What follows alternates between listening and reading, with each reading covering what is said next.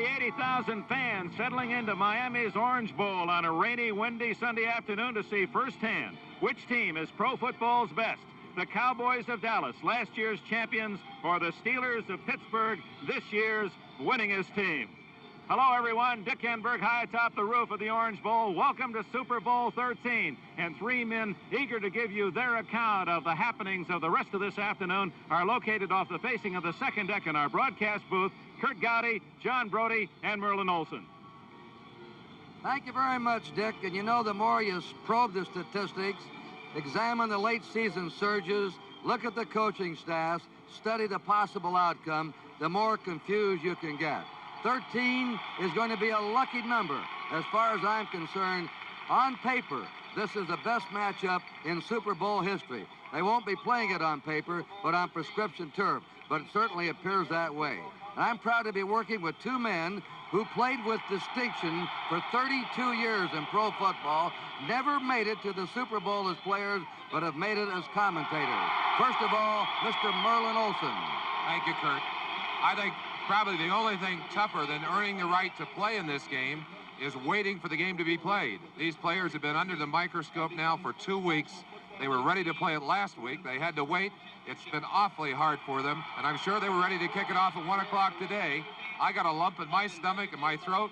I bet they've got a big one down there on the field, and they're ready to go. All right, Merlin was an all-pro defensive player. John Brody, an all-pro quarterback. Your last-minute reflection, John. Well, I think, Kurt, when there's as much fanfare as has been attached to this ball game as there has, as much importance placed on the outcome of this game as there has, that the players have one ability that they need to have. That is the ability to go down on the field, put all of the fanfare out of their mind, execute like they have in practice. These guys have shown they can do that over the years. I think, and this is the reason I think, that this is going to be a high-scoring game and a close one just because of that ability. I've got a running gag with all my old pals at NBC. What about the ball game? And we're just about there. And here again, Dick Enberg. All right, Kurt Gowdy. And the players are ready, the gladiators, to enter this football arena. The Pittsburgh Steelers with Chuck Noll have just taken the field, and by our audience account, it would appear the Steelers have stronger voices over the Cowboys here at the Orange Bowl this afternoon. In a moment, the Dallas Cowboys will make their entrance. And Bob Kaufman, the public address announcer here at the Orange Bowl in Miami, has the official introductions of today's starting lineup.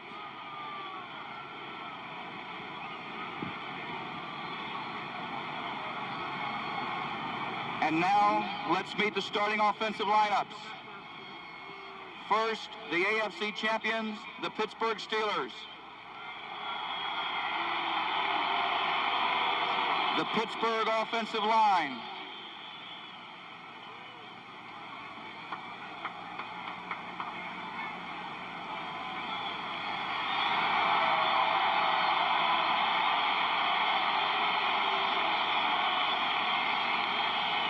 Right tackle, number 74, Ray Penny.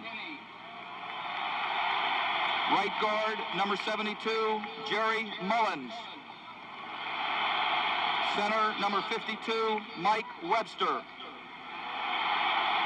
Left guard, number 57, Sam Davis. Left tackle, number 55, John Kolb.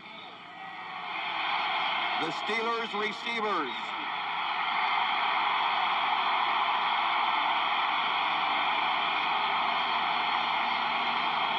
Wide receiver, number 88, Lynn Swan. Tight end, number 84, Randy Grossman. Wide receiver, number 82, John Stallworth. The Pittsburgh backs.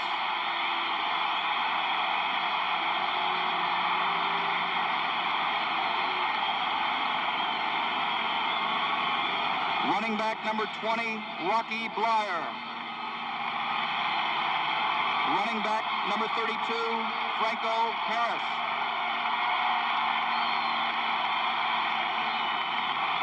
Quarterback, number 12, Terry Bradshaw.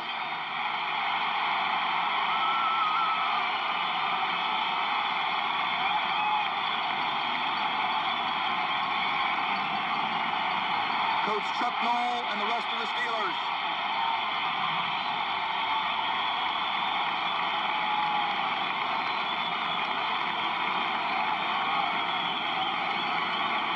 And now, the NFC champions, the Dallas Cowboys. The Dallas offensive line.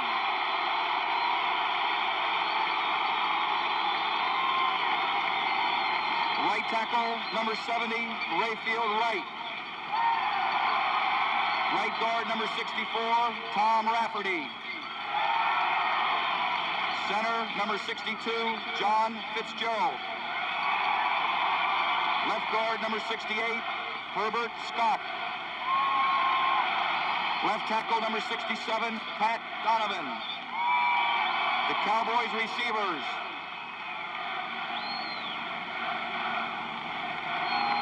Wide receiver, number 88, Drew Pearson. Tight end, number 89, Billy Joe Dupree. Wide receiver, number 80, Tony Hill. The Dallas backs.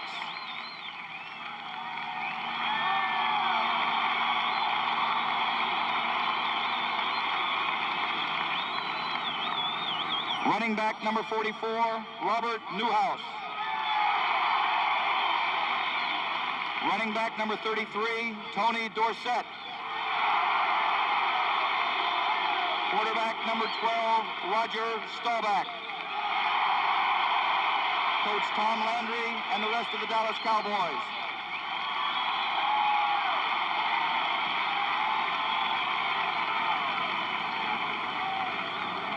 Your attention, please, ladies and gentlemen. The National Football League was founded in 1920 by a group of men meeting in an automobile agency in Canton, Ohio. Entering the field from the northeast corner in a 1920 touring car to conduct the coin toss for Super Bowl 13 is the most famous of those men. Welcome, George Halas.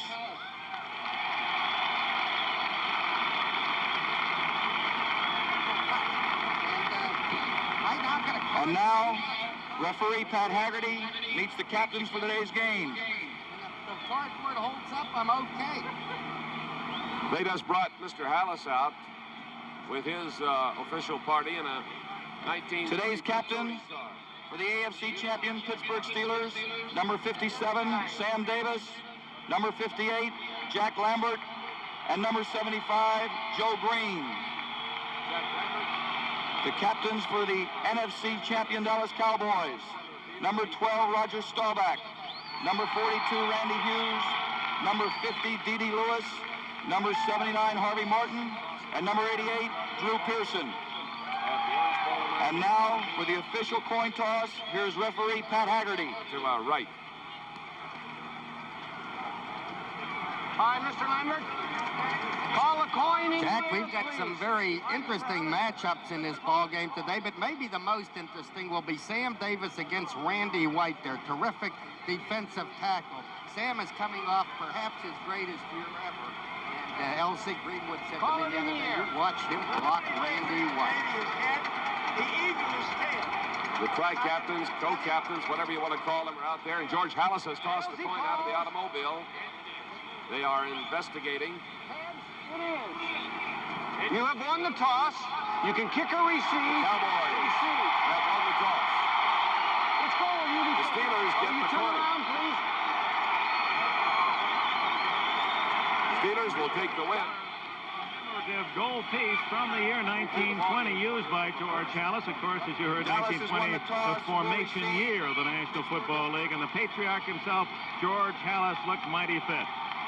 As Mr. Halas offers his best wishes to both the Steelers and the Cowboys, let's meet the men who have been honored by the National Football League to blow the whistles and hopefully not have to drop too many flags in this Super Bowl. The introduction of the men who's honored today as the officials in Super Bowl 13. Pat Haggerty, referee. Art Demas, umpire. Jerry Bergman, head linesman. Jack Petty, line judge. Pat Knight, back judge. Dean Look, side judge. Fred Swearinger, field judge. Chuck Heberling, alternate. Al Sabato, alternate. And now, ladies and gentlemen, it's my pleasure to introduce the sportscaster who has covered more important television sports events than anyone in the history and more than anyone will ever report. He did the very first Super Bowl game. This is his record 7th Super Bowl. And despite what you may have read along the way, we've been friends long before Super Bowl I. A good game to you all down there, men. Here's Kurt Gowdy. Thank you very much, Dick and Berg. The Steelers now are spreading out.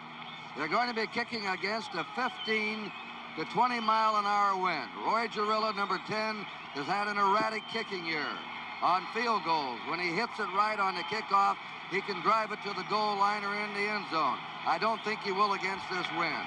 And now the Cowboys are spreading out in receiving formation. They're going to have Butch Johnson, number 86, and Larry Brinson, number 36, as their deep men. They're on the 1-yard line. The Steelers, in drafting this year, went after improvement of their specialty teams, and they did. Punting teams, kicking teams, and the entire kicking game. And Super Bowl 13 is underway. The kick is hitting on the 12. Johnson's up with it to the 20, 25, and he goes down on his 28-yard line. He is hit down there by number 53, Dirk Winston. So we'll take a look now as the Cowboys go to the attack.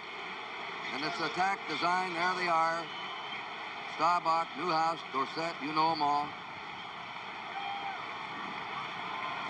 They're the wide receivers. Hill, Pearson, Billy Joe Dupree.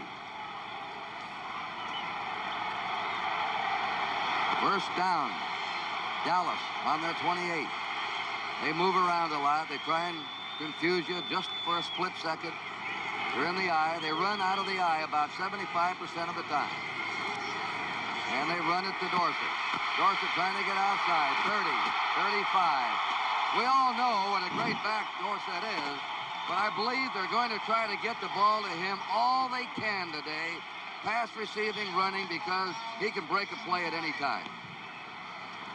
Kurt, I think when you mention pass receiving, you may mention the key, because everyone knows that Pittsburgh's defense is a lot of double coverage to the outside receivers, which is the personality of Rodgers throwing. If he can use just a little bit of number 33 in combination with 26, he can make his passing game go. They have second down and a yard. They're on their own 37, the Cowboys. A split backfield. Dorsett, he can get Dirk yardage. Look out. He bangs it through there. He nearly broke it, and Donnie Shell saved it. First down in Pittsburgh territory for the Cowboys. A big hole opened up inside, Kurt. And that's something no one expected, to see that kind of room for Tony Dorsett and the Dallas Cowboys early in this game. Little delay, a little cutback. Furness trying to seal it off as they were stunning on the inside. And number 33, Dorsett, just popped it clean. Jack Lambert's usually the reason people don't run up the middle. That time he was handled pretty well by the offensive left guard. Do that, you're going to make it tough. First down Cowboys on the Steeler 47. No score. We're early. They're in the I formation. Staubach to Newhouse. Newhouse jammed up at the line of scrimmage. Robert Newhouse, who broke a bone in his leg earlier and was out of action, now starts his Super Bowl 13. And Jack Lambert made the tackle on him. The offensive line of the Dallas Cowboys are supposed to have their hands full, and certainly Pittsburgh's defense has been tough on everyone. Not anyone. During the last part of the season, able to get over 100 yards rushing. But the Cowboys finding an early opening here. If they can keep that up, they sure can open it up for Staubach to throw the ball. Dungy has come in. Tony Dungy, number 21, and going out is number 51, Lauren Taves, a linebacker. So they have 5 secondary backs on the field for the Steelers. Second down, 10. Cowboys. The pitch coming wide. Look at that. Breaking it down the sideline. Dorsett having a field day early here in the first period. He's having a field day, Kurt, but he's getting outside, which very few people thought he would be able to do, just because of the linebacker play for Pittsburgh and the quick force of their safety men. However, their offensive line has just annihilated both the left side and the right side the first time this group's had the ball. That could make it a very easy day for a running back. Tony Hill is out. Jackie Smith's in there. They have a double tight end set up now. There is Pearson going in motion. On first down, Dorsett gives it, fumbles, and the Steelers recover. A trick play. The Steelers are on it. John Bannersack, number 76, recovers. Kurt, it looked like a perfect time to call the play. As it developed, it looked to be well disguised. However, a little slip in the handoff. I think Staubach was the most surprised man in the house when his receiver came around. He didn't have the ball. It was sitting in the middle of the field. None of the offensive people were able to move to it. Cowboys like to finesse you, but their finesse cost them an opportunity to score early. A 38-yard drive, Stahl. Look at this play again. Staubach pitching to Dorsett. Just dropped the ball. And he was trying to get it to Staubach down the field to Dupre. In motion is Rocky Blyer. Franco Harris trying to sweep. They contain him and they knock him down at the 45. The way to stop Franco Harris is to string him out. Don't let him get out there and cut back on you. He's a great cutback artist. Franco Harris certainly would like to have some opportunities to see the kind of holes that Tony Dorsett got early. And both teams kind of sparring with their running game, something we expected them to do. They want to see if they can open it up, because if they can run the football, then they can pass the football. And both these quarterbacks would like to throw it today. It is second down 12 for the Steelers. They're on their own 45. No score. 12:20 to play in the first period. A slot left formation.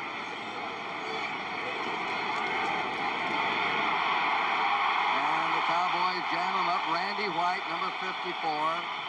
Franco Harris carried the ball, backed up by Bob Brunig, the middle linebacker. Let's set up this Dallas front four. First, let's look at the replay. Randy White, number 54, is wearing a cast on his left hand. Broke his thumb in the game against the Rams. You see him getting off Sam Davis's block, able to slip inside and get a hold of Franco Harris. Some fine play from the very agile tackle. Now they have the prevent pass defense in. Mike Hegman and Randy Hughes are in there. 6 secondary men. D.D. Lewis has gone out. Bradshaw fades. A big rush on him. He throws it. And it is complete to Stallworth, who hung on to it at the 40. They had a blitz against Bradshaw. He got it away, and Stallworth made an amazing catch. I tell you, when you say an amazing play, they've always complimented the wide receivers for Pittsburgh. They say they're blind going into the middle of the field. It's like some say they could catch a BB in the dark. I don't know about that, but when you're running with one thought in mind, as both Swan and Stallworth do, your chances of keeping an interception from happening give Bradshaw a chance to throw the ball in the middle, knowing at least he's going to get a piece of it. He had to pick himself off the ground to see whether that was completed. And it's obvious they're going to try and put all the heat they can with blitzes. Rushing Bradshaw today. He's back, rolling, flips, sideline, out of bounds to Stallworth. No good. Stallworth was covered over there by Aaron Kyle. That little move Stallworth made was pretty good. It went for no gain. But anybody that can come down that's an athlete of that caliber, you've got to keep putting the ball out there. I think that's one of the keys to the game, too, John. We're going to see a lot of first down passing. You saw it right there. We're going to see a lot of play action because Dallas does not get a quick pass rush out of that flex defense. Merlin, these two teams are so good defensively. Don't you think they're going to have to open the throttle and do everything they can? I think they both accepted that fact. We saw an evidence of that with that flea flicker set up earlier for the Cowboys, Kurt. Second down 10. Rocky Blyer has the ball. Blyer is hit first by number 31, Benny Barnes, the left cornerback. And he rode him out of bounds. Short yardage. A light rain is falling. This is a marvelous turf here, though. It has about 1.5 feet of sand underneath it. That's the Steeler backfield. And the personality has changed. The people haven't. Terry Bradshaw is the key this year. It had been Franco Harris and Rocky Blyer, a couple of great backs who were helped so much by Terry during the year. I mean, he's thrown the ball so well. I don't think I've seen a quarterback have that kind of year in the last 6 or 7. There are the receivers. It's 3rd and 8. Mike Hegman, Randy Hughes in. 6 secondary players for the Cowboys. Bradshaw to the sideline. It's complete at the 28-yard line to Randy Grossman, the tight end. And Bradshaw really threaded that ball. That's the kind of pass very few quarterbacks will even try. He went down as Grossman made his move. Charlie Waters had him covered like a blanket. Watch it. Grossman gets behind Charlie Waters. Waters is shadowing him. Just as he comes out of his break, the ball is on its way. Waters is in great position, but he's too late. As you said it, there aren't many quarterbacks with an arm strong enough to throw that pass. They don't even try it. Terry Bradshaw led the entire league in touchdown passes this year. 28 in the regular season, 4 in the postseason play. 32 altogether. He's going to throw again. He's lobbing it deep. Stallworth! Touchdown, is it? Touchdown! Stallworth! What a move, Kurt. What a move. Aaron Kyle's the man responsible. However, he did have help deep. Maybe it enhanced him to play Stallworth a little bit closer than he normally would. The Stallworth went down to the point of attack. As he did so, perfect fake by Bradshaw. Kyle looking in the backfield. He was just untouched. As you see, Terry saw him so far open, he just lobbed the ball out here. Everybody's in pursuit. Cliff Harris is late. He beat Kyle 6-0 Pittsburgh. Terrell has missed only 1 extra point all year. He's kicked 44 out of 45. The punter, Colquitt, a rookie, will hold. And that kick is up, and it is good. Well, interesting start. The Cowboys drove on the ground 38 yards, fumbled on a trick play. Dallas and Pittsburgh comes back and goes 53 to score. We'll be right back with more Super Bowl action. Just 3 unbelievable catches by John Stallworth already in this football game. Watch the concentration. The ball hung just a little bit. Stallworth up. Does not even care if they're going to wrap him. Watch as they drive him out of bounds right there. He would not cough that football. Well, you double Swan. What do you do with this man? He caught 10 against Denver in the playoffs to set an all-time playoff record. 2 superb receivers on the team with the black shirts, and Pearson and Hill are great over on the other side, and you'll be hearing from them. Here's the kickoff, riding high. It is coming to Brinson on the 14. Out to the 25, and he's downed on his 27-yard line.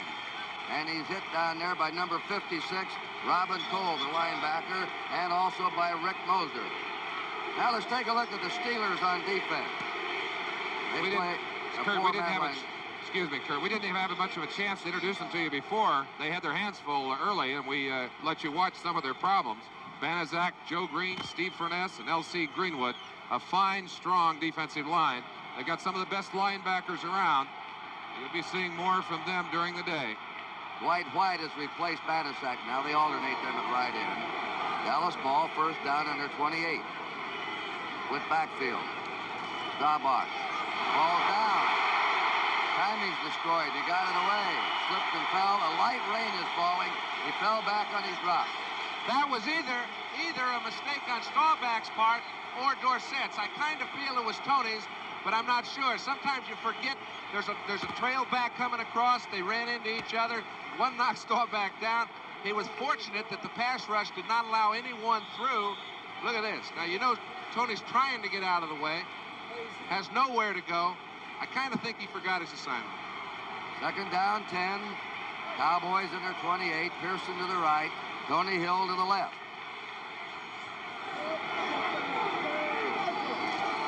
They're going to run it. On the draw. Woo, down there. Tony Dorsett hit by Jack Ham, who many call the best outside linebacker in pro football. Lauren Taves assisted him. And let's take a look at the linebackers for the Steelers. Well, you'll see a lot of Lauren Taves, also Robin Cole, but the 2 All-Pros, Jack Lambert and Jack Ham, are absolutely awesome. Merlin said you'll see a lot of them. You may see a whole lot of them. Dallas Cowboys may see more than they want of them. There are a lot of talented football players on the field. That's the secondary. We'll get to them later. Right now, Preston Pearson's in the game. He's a receiving halfback. They really have 3 wide receivers in. Tony Dungy's in the secondary. Shotgun. The pass right down the middle, and they hit it to Butch Johnson. He was wide open. Butch Johnson wrestled around by Ron Johnson. Johnson against Johnson. Roger Staubach has gone from the shotgun. He's the only quarterback I've ever seen effectively utilize it. And when a guy's in the shotgun, the first second or so, he has to put his attention on the snapback from center. It means to Pittsburgh, let's get to him quick. See if we can't rattle him. However, it leaves some vulnerability in the middle of the field. Staubach got the ball. He found Johnson quick, and that's the way to pick up big yards.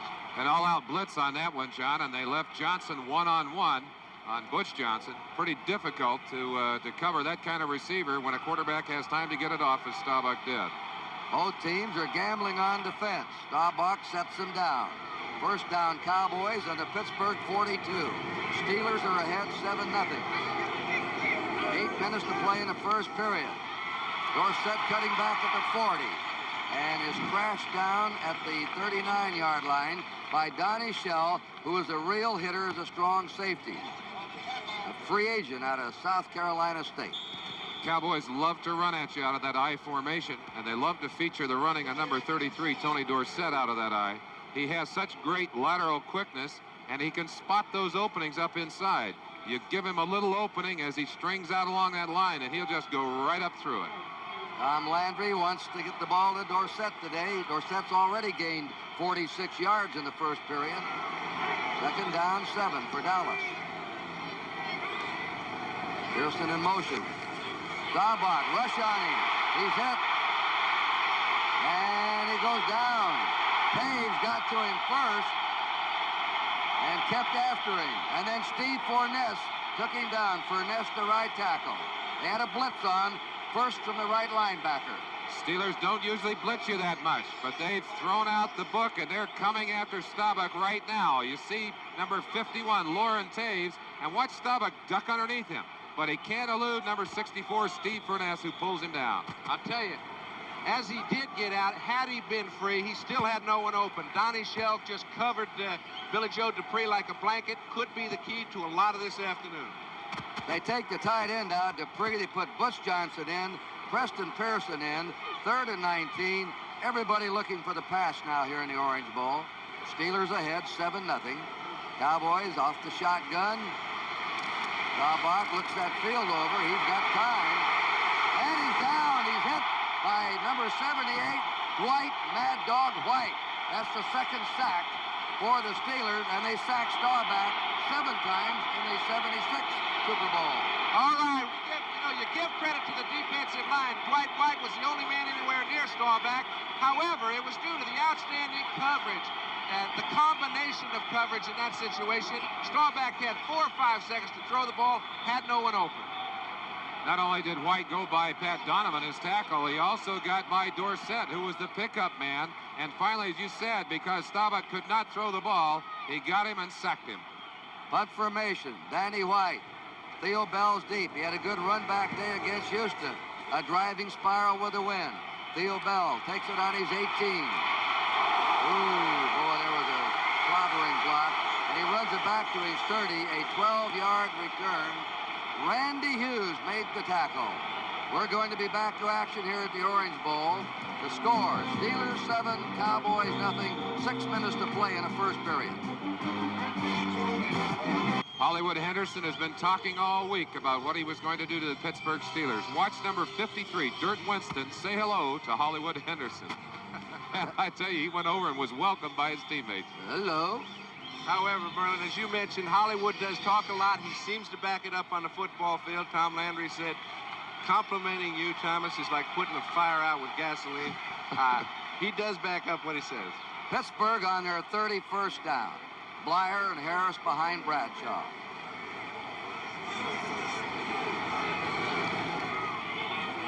Franco Harris outside to the 35. Was knocked down on the 35 by Bob Brunig, the middle linebacker, aided by Aaron Kyle, number 25, the right cornerback. Brunig from Arizona State.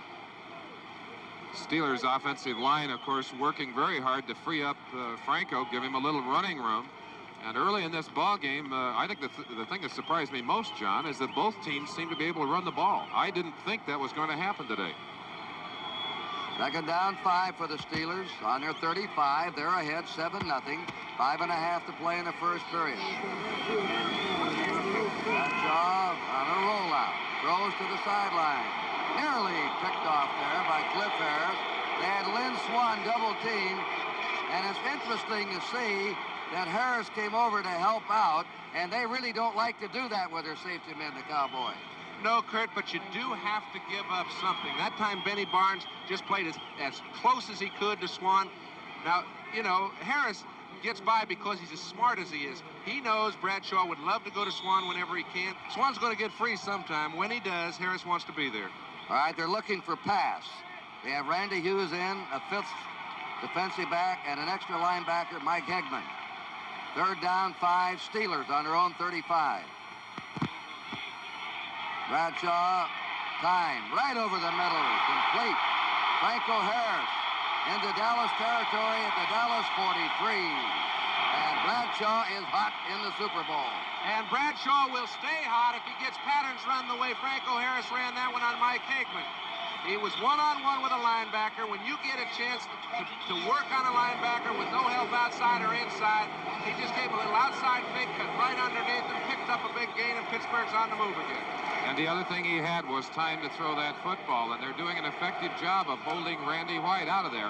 I think maybe that cast is bothering him, Kurt. Bradshaw, 4 out of 6.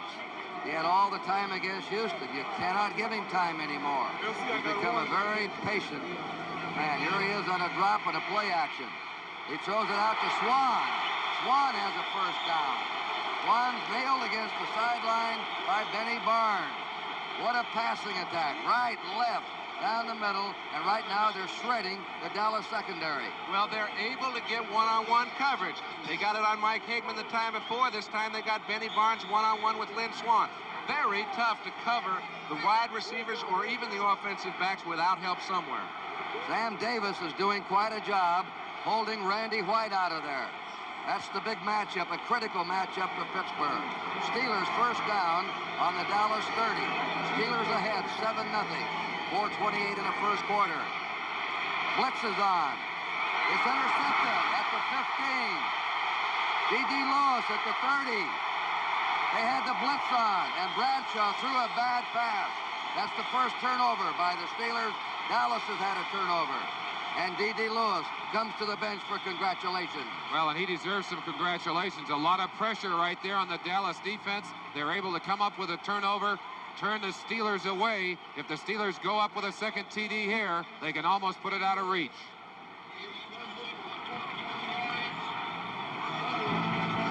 We have a timeout. They'll be talking it over down there. So will D.D. Lewis. And we'll be back. It's Steelers 7, Cowboys nothing. D.D. Lewis, Berlin Olsen just pointed out that's only the third linebacker interception of the entire season for the Cowboys. 32 yards. Newhouse, Dorsett, the running backs. Staubach is going to put veteran Jackie Smith over on the right. They try the quick hitter over right tackle. Newhouse carries, and he is stopped. Second down, 7. Dallas, just short of their 40. Jackie Smith in motion. The pitch is to Newhouse. He's being chased. Lambert! What a charge by Jack Lambert, who led the Steelers this year with 125 tackles. Jack Lambert's the emotional leader of that black-shirted defense, and a very quick linebacker at getting the good reaction, the good jump on the ball, and he knows how to put it back on the ground. You know, he's very smart. You don't fool him many times. You know, for a few times Dorsett got outside. Now they're giving Newhouse a chance. He slipped right underneath the pulling guard, brought down the ball carrier. It may be tough to go outside for a while. Newhouse doesn't quite have the speed of Dorsett. He paid the price on that one. All right, they take out the tight end. They put in Butch Johnson, Preston Pearson. It's the shotgun. They've got all their good wide receivers in the game now. Staubach's pass, no good. Intended for Preston Pearson, Ham. All right, Jack Green, too. You know, when you put the burden on a linebacker, generally he can't handle a fine offensive halfback that's a good receiver. They put Ham, feel very comfortable covering him, covering Preston Pearson. He did it very well, forced Roger to throw it where he didn't want to. It looked like they were bumping, running the outside receivers, John. They were. They're challenging him out there. There is Danny White. He could play first-team quarterback on most squads in the National Football League. How long he's going to be happy to be a backup man, I don't know. And there's Theo Bell to return. Kicking with the 20-mile-an-hour wind. Hoists it up there to the sideline. And it takes a Pittsburgh bounce and is out of bounds between the 35 and 40-yard line of Pittsburgh. And White did not like his punt. We now have 2:37 remaining in the first period of Super Bowl 13. It is Pittsburgh 7 and Dallas nothing. Steelers, the best record in pro football this year. They won 16 out of 18. They've won their last 7 in a row. They have a first down on their own 38. Notice how do they run to the left. They have a gaping hole open for Franco Harris. They're a left-handed running team like the Oakland Raiders because they usually put the tight end on the right, and Harris has less people over in the left, so he can cut back on them. Down in the middle of that line, they're really banging on Martin, number 79. You see D.D. Lewis coming inside, a little stunt between the two of them. Good reaction from the offensive line of the Pittsburgh Steelers. They sealed the linebacker out, opened a hole, and Franco knew what to do with it. Second down, a yard to go for Pittsburgh on their own 47.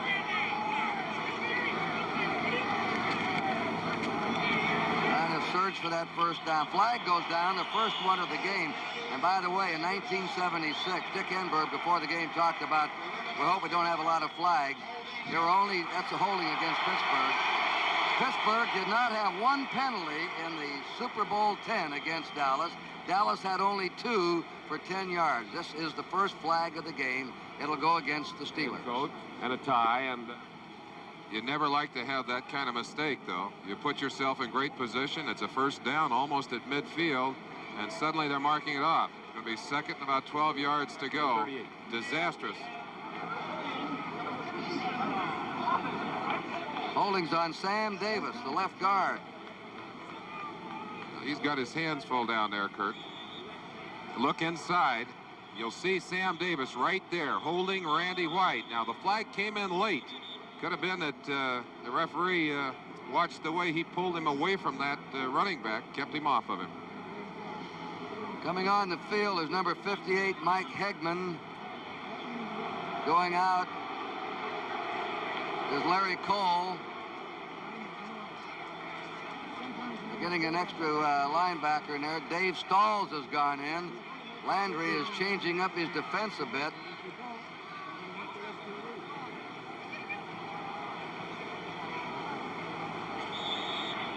Well, there's the defensive line for the Cowboys, and Randy White, as we said, you can see the cast on his left hand, broken thumb. He and Cole on the inside. Harvey Martin and White on that right side accounted for 32 sacks between them. That's a very impressive total for two guys. Second down, 11. Harris again running left. Franco is brought down by Aaron Kyle. Kyle weighs 185. Franco weighs 225. Franco in postseason games has led all rushers 11 out of 13 times. We've given a lot of credit to the Pittsburgh Steelers linebackers, but the Dallas Cowboys aren't without some good ones themselves. Brunig is only the third middle linebacker to play for these Cowboys. Henderson, you saw earlier, he's been the noisy one this week, and D.D. Lewis on the other side working very hard. The two safeties, Harris and Waters, outstanding football players, John. I think you'd agree with that. I think most everybody would, brother. Third down and 6. Look out from behind. Fumble. Dallas after. He's hit from behind. Ed Jones nailed him. And Harvey Martin nailed him from behind. And Ed Jones has recovered the fumble.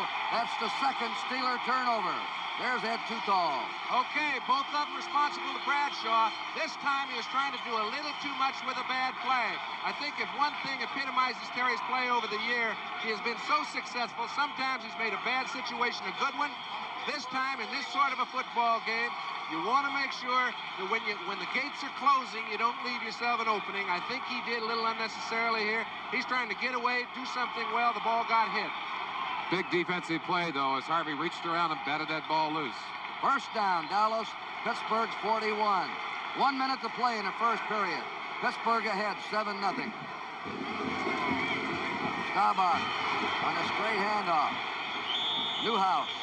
And Newhouse piled up in the middle. L.C. Greenwood, the left end.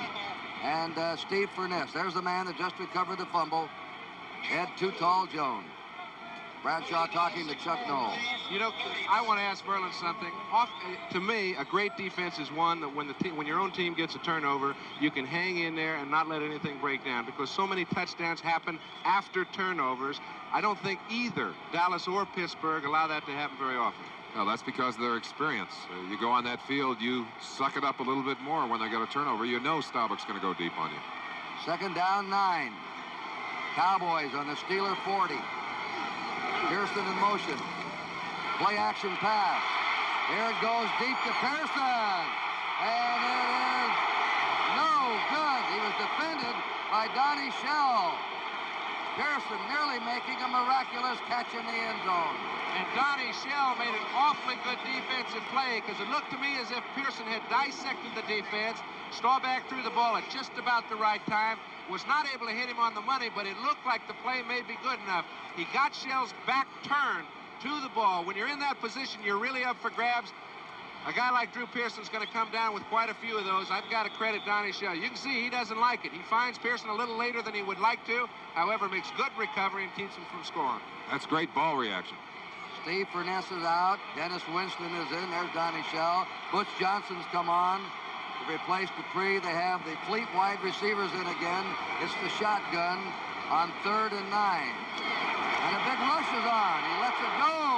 Tony Hill at the 20. He's in. Touchdown, Tony Hill.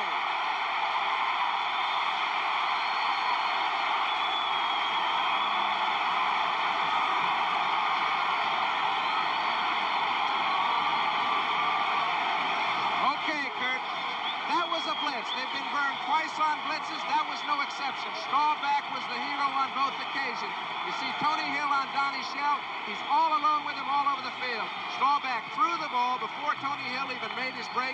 He was forced to. They communicated perfectly, and the score is almost tied. One kick will do it. And this pass comes as time ran out in the first period. He can really tightrope that sideline, Tony Hill, a second-year player. He came so fast that they traded Golden Richards on to the Bears to make way for Hill, who's going to be a great pro star. And Mel Blount, who was deeper than Tony Hill, had his back to the quarterback, playing man-to-man, corralling his receiver. Never did see Hill until he went by him into the end zone. It's survival time when you get one-on-one with some guy and you're in a blitz situation. Septian only missed 1 point out of 47. Charlie Waters will hold.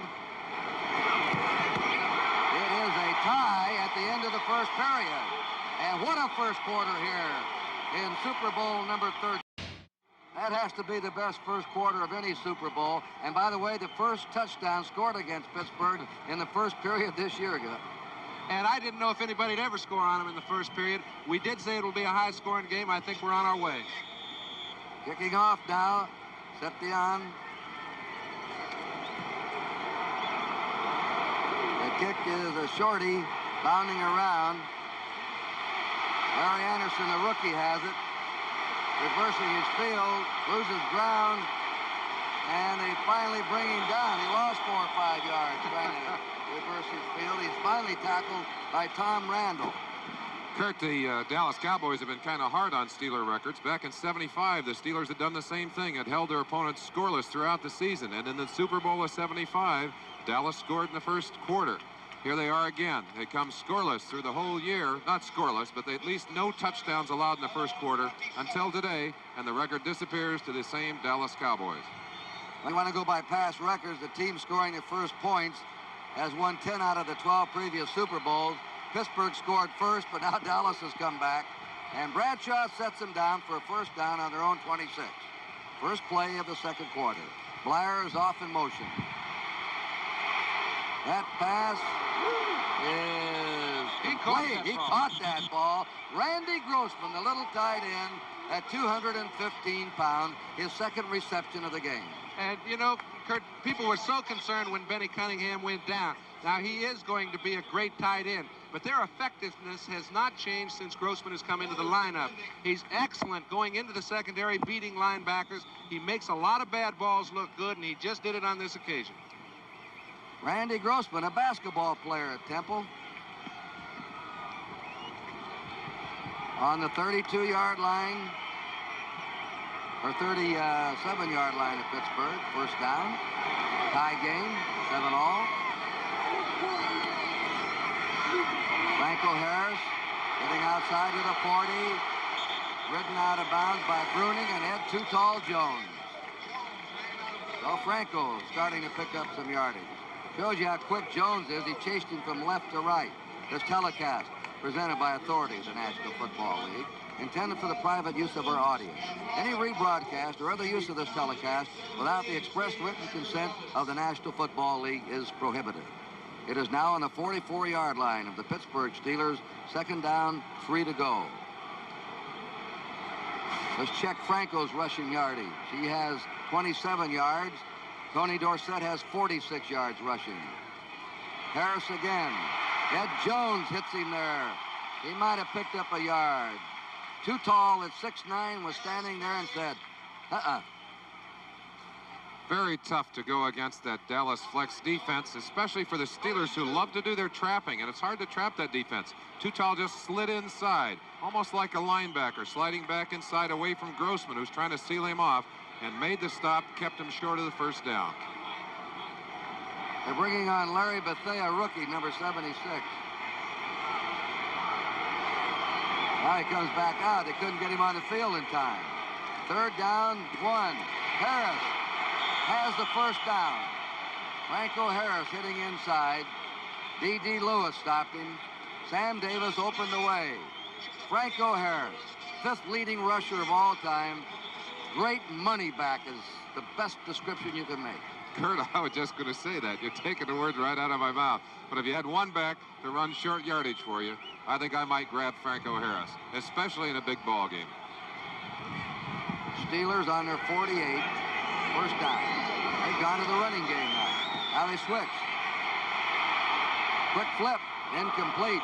I want to tell you, the Cowboys led the National Football Leagues in getting to the quarterback this year, and they're putting more and more pressure on Bradshaw now as this game is progressing. And they did put pretty good pressure on Bradshaw, but Grossman had a chance to really manipulate behind the linebackers. The linebacker play by Brunig on that particular occasion was outstanding, and they had a little miscommunication.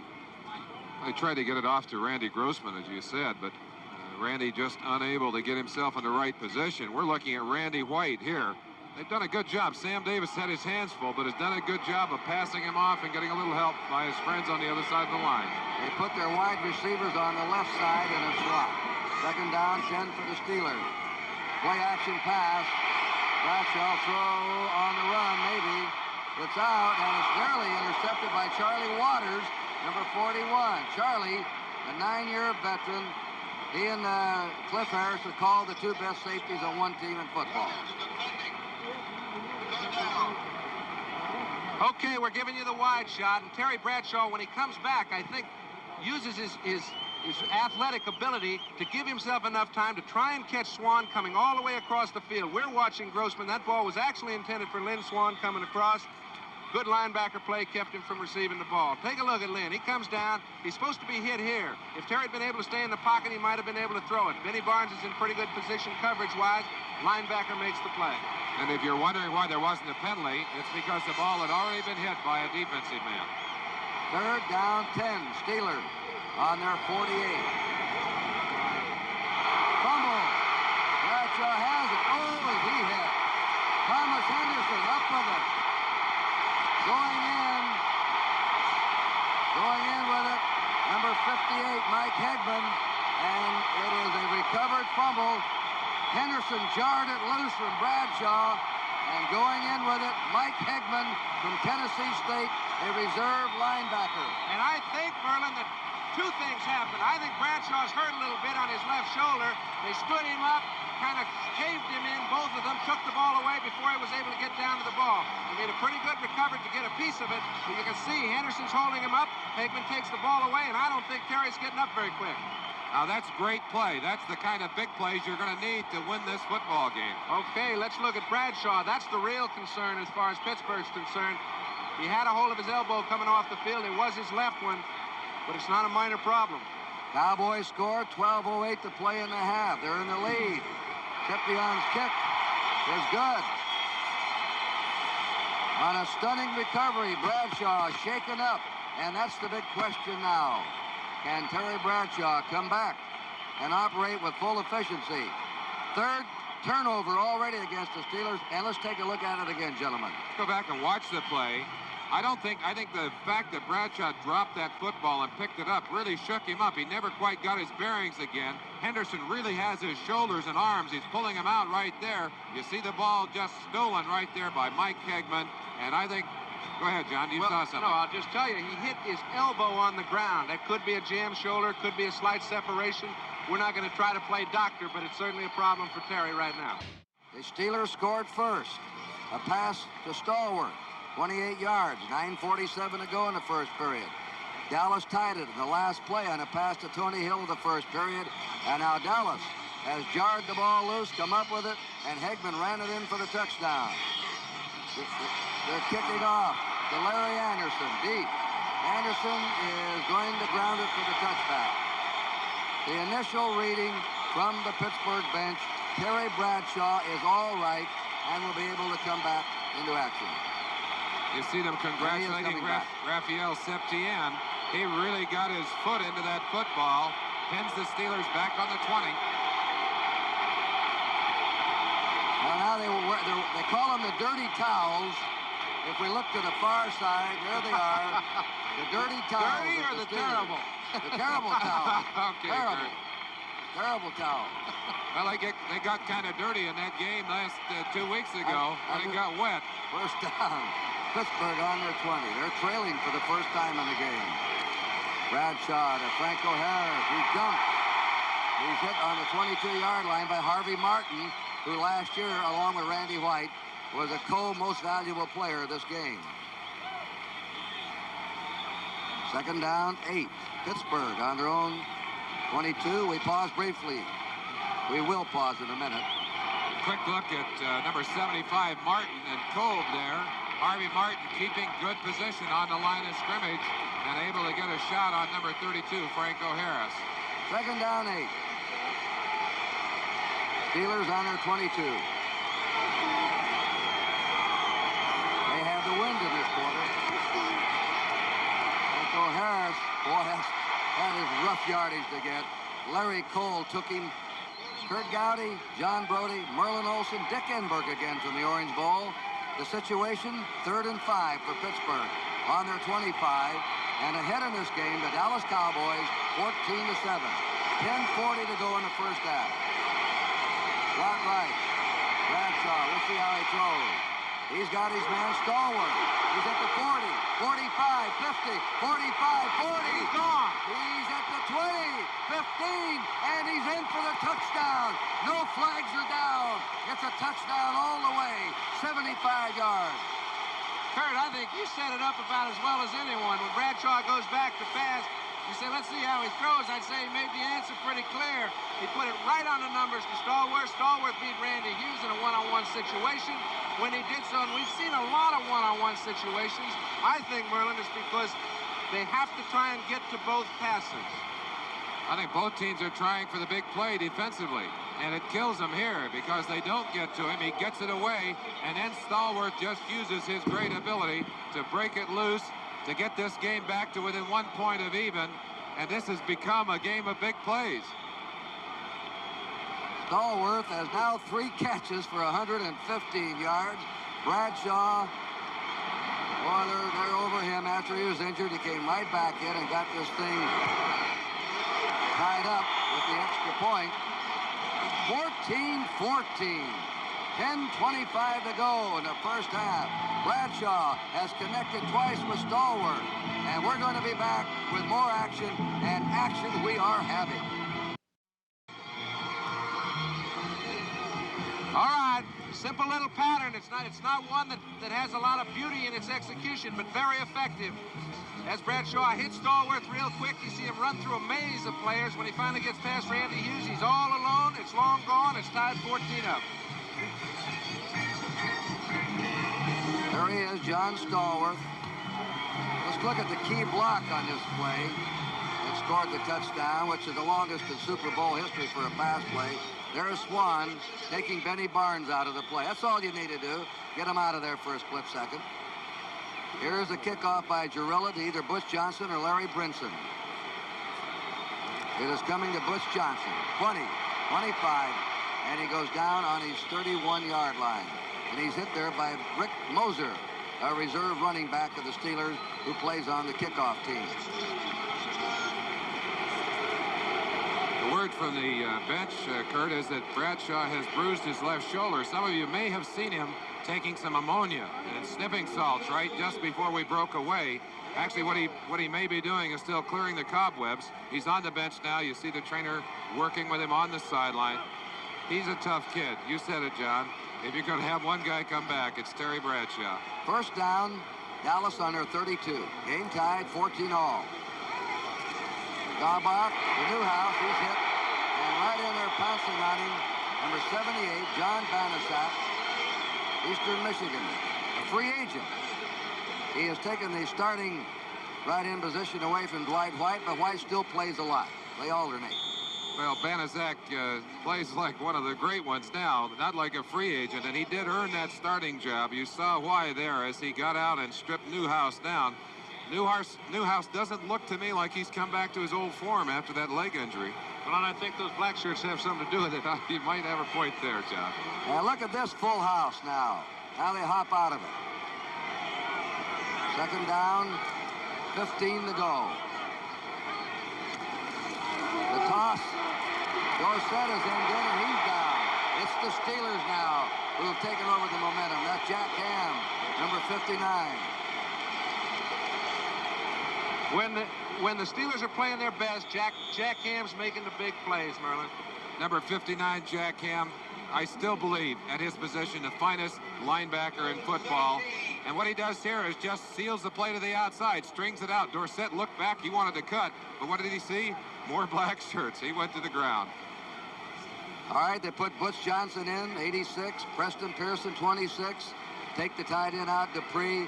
They've got the fleet receivers with the good hands in there now on 3rd and 18. Daubach off the shotgun. He fumbles the ball. Pittsburgh. Dallas recovers it. Pittsburgh had a great opportunity to come up with that ball and let it get away from him. Joe Green caused the fumble on the rush.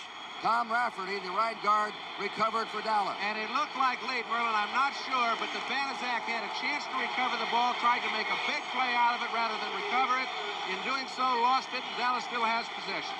Joe Green gets a great rush and just strips the football. We saw that happen to Bradshaw early, right there. Furness, number 64, you're right. Wanted to take it in. He didn't get it, and he cost Pittsburgh a chance at a great turnover. Tom Rafferty alertly pounced on the football for the Cowboys. Boy, they're lucky they got out without turning that football over. Danny White in punt formation. Theo Bell is on his own 45. White against the wind, wobbles it. Bell fields it on his 49, 50, goes down on the Dallas 48-yard line. And he's hit there by number 56, Thomas Henderson, the Muhammad Ali now of pro football, Thomas Henderson. Don't call me Tom, it's Thomas. Timeout on the field. 7:43 to go in the first half, and our score is tied 14-all. And right now, the Pittsburgh Steelers are on the Dallas 48-yard line with a first down. This is the first time in Super Bowl history that 4 touchdowns have been scored in the first half. Bradshaw, play action pass. And he gets it away. Lynn Swan, 30, 25. Swan's down on the 22. He's hit by Charlie Waters. Lynn Swan was the most valuable player of the 76 game. We mentioned this may be a slam-bam affair, Merlin, and we mentioned it because of the defensive strengths. People had to come after him right now. First down, second down, pull out all the stops. I think the most indicative part is right here. Lynn Swan gets by the linebackers into the secondary. You don't see him very often try to take people on. They're all playing like there's no tomorrow, and there isn't. We have a first down, Pittsburgh, on the Cowboy 22. Tie game, 14-all. Franco Harris. They've got him. And there is a great charge by Ed Jones. And Too Tall has been the best of the defensive front four for the Cowboys so far. You get a chance to see one of the reasons that the Dallas Cowboys like to play that flex defense.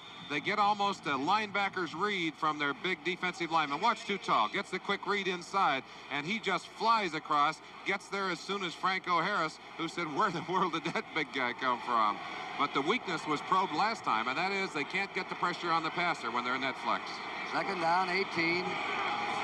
Pittsburgh on the Dallas 30.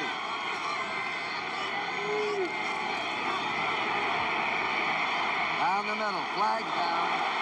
Randy Grossman, the intended receiver, a flag was dropped in the secondary. Yes, sir. They know they have their hands full when they start double covering on the outside. Charlie Waters was up there trying to handle Grossman all by himself. I think he held him before the ball was thrown. It looks to me like some sort of defensive interference. That's defensive holding against Dallas. It'll be an automatic first down for the Pittsburgh Steelers. Kurt, you've seen a lot of big games. Have you ever seen the momentum surge back and forth so quickly in a ball game of this importance? You're right, Merlin, and it's coming on emotion, and it is coming on hitting out there. I think Bradshaw pretty well summed it up with just his reaction. You see, Charlie Waters knows he's got a problem. He's got to keep it. He ran the out from underneath. He did a little close hanging there, John. He just took a hold of that jersey and said, "Come back here, Randy." I don't blame him. It's calls on Henderson now, they've said. Well, first down, Pittsburgh, Dallas 25. Tie game, 14-all, 6 minutes to play in the first half. A wild first half. Big rush on him. Shoots it. Dropped by Stallworth. Stallworth couldn't quite hold on to it. Not an easy catch, but it was there to him. Aaron Kyle, graduate of the University of Wyoming, was covering. John, a quick question for you. When you got 3 great receivers, doesn't that make all of them better? Well, sometimes there aren't enough balls to go around, Merlin, but this is a play that a guy like Stallworth makes look easy, which is the most difficult catch in football, catching the ball behind you when you're running in a different direction. Bradshaw did throw it about the only place that it could be received. They were in a double coverage, very little room to operate. Randy Hughes, Mike Hedman are in. Dave Stahl's in. This is the prevent defense. Second down, 10. Steelers on the Cowboy 25. Blyer in motion. Draw play. Franco Harris, 2 yards, and that's all. 23-yard line. Mike Hedman and number 79, Harvey Martin, team up for the tackle. Third down, 8. Pittsburgh on the Dallas 23. You know, these two teams, Pittsburgh led the entire National Football League in allowing the least points, and Dallas has shut out their opponents coming into this game in the last 6 quarters. And they had led in the fewest yards allowed, and they've both been scored on twice in the first half. So the offenses have gone all out, but I think the point has been made very well by Olsen and Brody. They've been gambling on defense, and their gambles sometimes have backfired. Look out.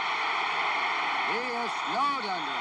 The 3rd sack for Dallas. 2 for Pittsburgh. Thomas Henderson in there first. Well, I'm amazed. They just keep coming and coming. But I tell you again, if they don't get him down, you see 42, Randy Hughes coming, and that's what you call a jailbreak. Mike Hedman, 58, has a piece of Terry, and he almost got that ball away. They're lucky they got him down. Roy Jarrell has been a very erratic field goal kicker this year. He has kicked 3 out of 13 from 40 yards out. This is a 51-yard attempt, but he does have the wind at his back.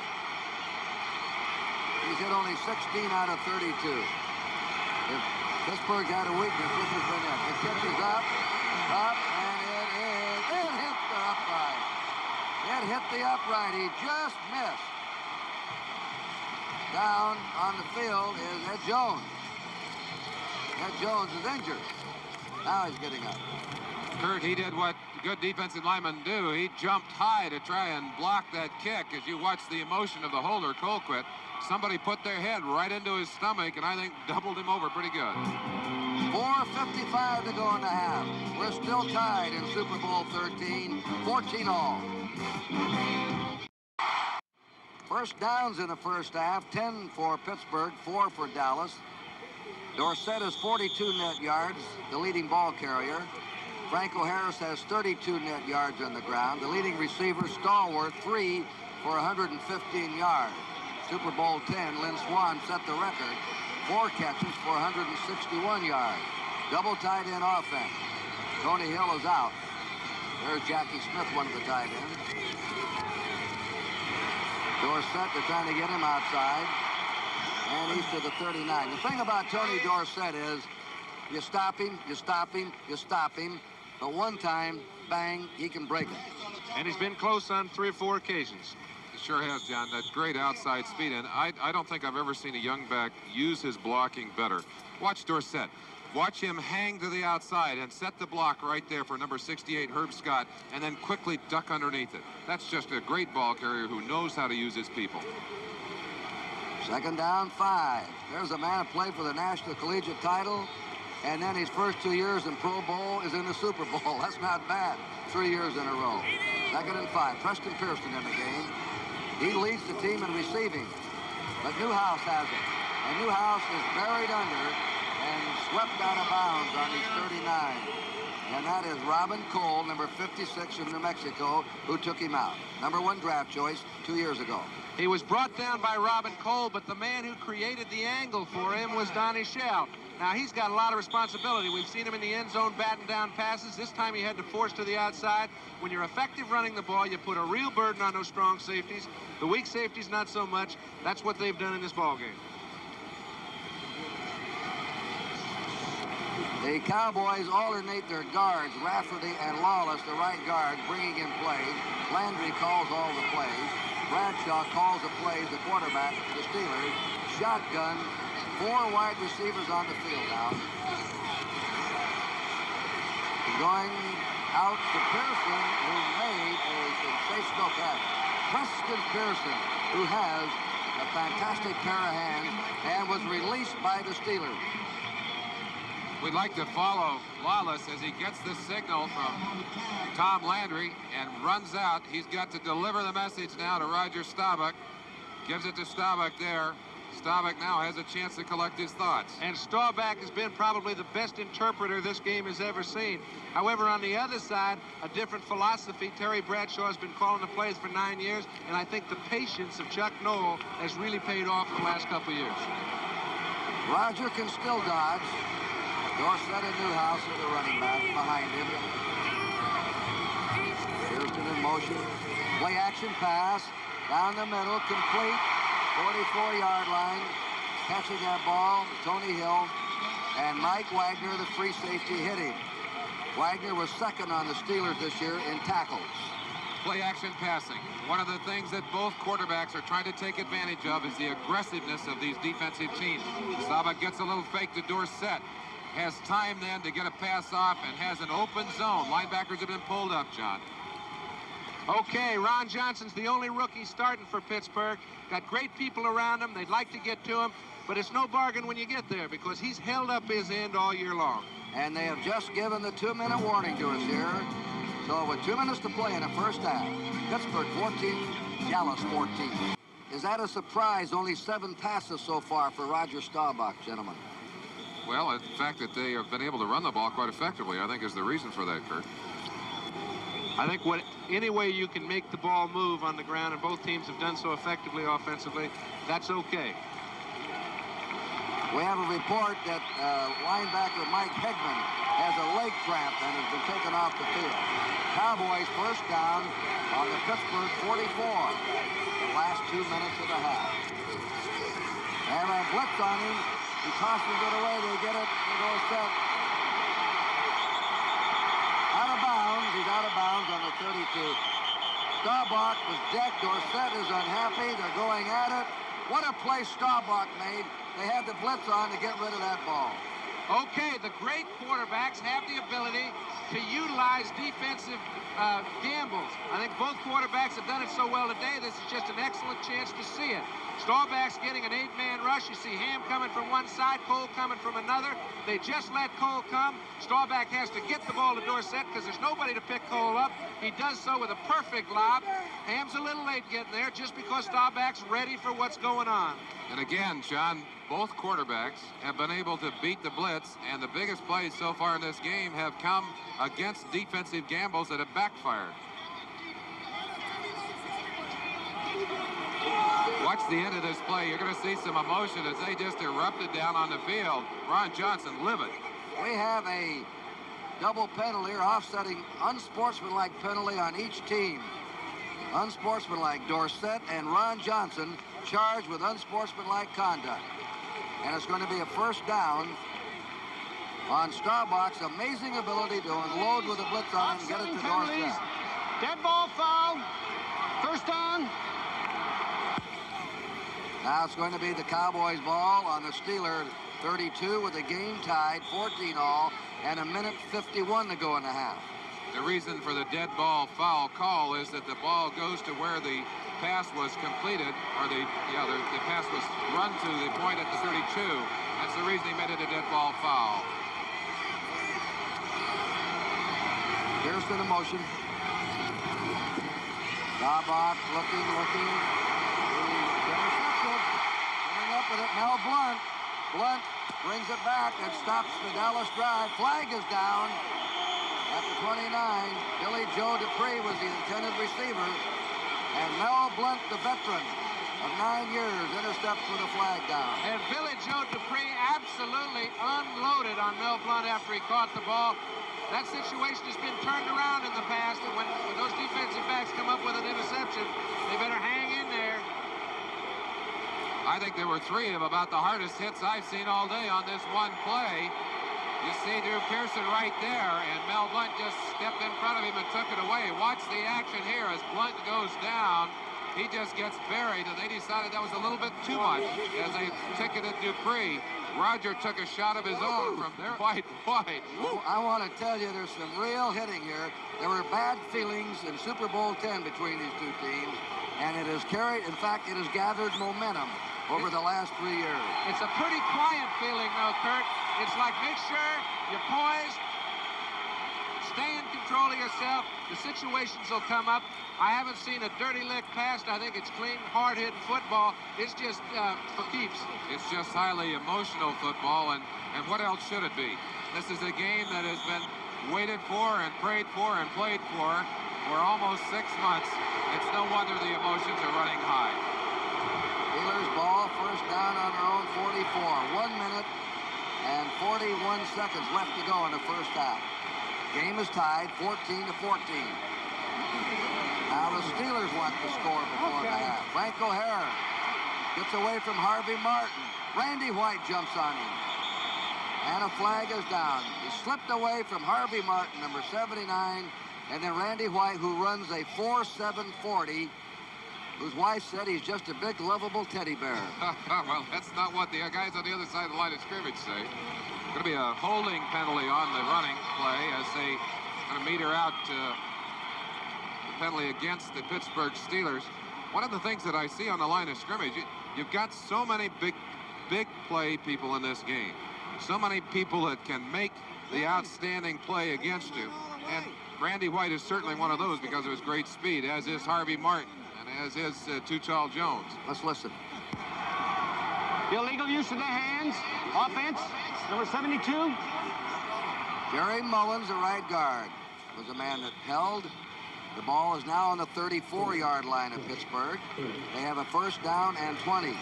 Randy Hughes goes in as a nickel back. We have a minute 33 to play in the half. Bradshaw to Swan.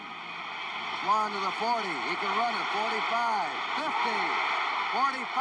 Amazing run by Lynn Swan. He's taken down finally. Ray Penny through the block, and Randy White chased him down from behind. An amazing run by this great athlete who was a long jump champ from the state of California in high school. You bet he was a great halfback as a high school football player right out in San Mateo at Sarah High. But all of that's for nil. You can see that smile of his has disappeared. The intention level is as high as I've ever seen it between two football teams. This is a day that neither team would feel very good if they don't get their purpose accomplished. Both teams are playing about as well as they could to do it. We've had a timeout on the field, a minute 13 to go in the half. It is all tied, 14. And now we go to the third quarter. Dorsett's the leading rusher, 47. Franco Harris has 40. The rest of them, Blyer only 2 yards, Newhouse 0. Pearson minus 13. First down, Pittsburgh on their own 40. Harris knocked down back on his 34-yard line. Bob Bruning shot through that time, the middle linebacker. You see Bruning trying to get him fired up down there. He's saying, hey, let's pin him down right here. Force the ball to turn over. First series of the second half, always very important to establish some kind of momentum. Get the game asserted again, and the Cowboys need to get it going for themselves right now. All right, that same front four, Jones, Cole, White, and Martin.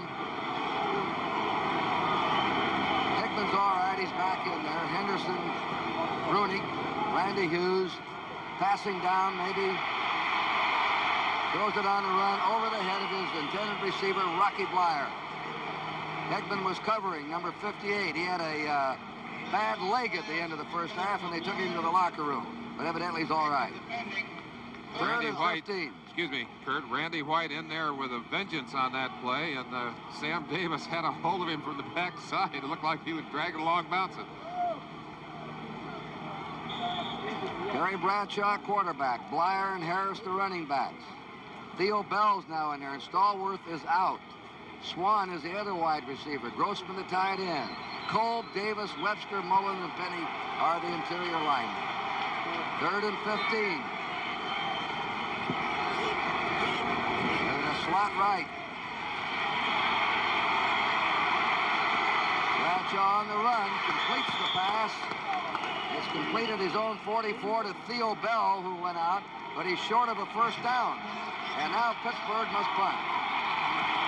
It's the only thing that Theo Bell could do under the conditions. He sees Bradshaw running to his right. Normally you find an open space, give your quarterback a chance to get you the ball.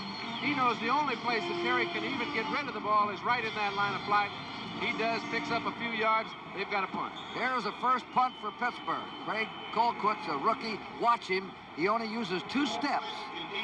He has not had a kick block. 1, 2, and it's gone. Against the wind. On the 15, a fair catch called there by Butch Johnson. And the Cowboys will have the ball now. And we're going to have a timeout as we're early in the 3rd period in the score. 21-14 Pittsburgh. Stallworth has a bad ankle. They're working on his leg. That's why he was not in there in the first series for the Steelers. Kurt, I think what he has is leg cramps. By the way, I saw them rubbing his calves. And if it is, I think he can be back. First down. There's the charge. Newhouse hit behind the line of scrimmage. White, the right end, is in there. He's starting the second half, number 78. Part of the strength of this Pittsburgh defense in the last half of the year came about after they started to alternate White and Banaszak at that right end. Second down, 12. Cowboys from their 13.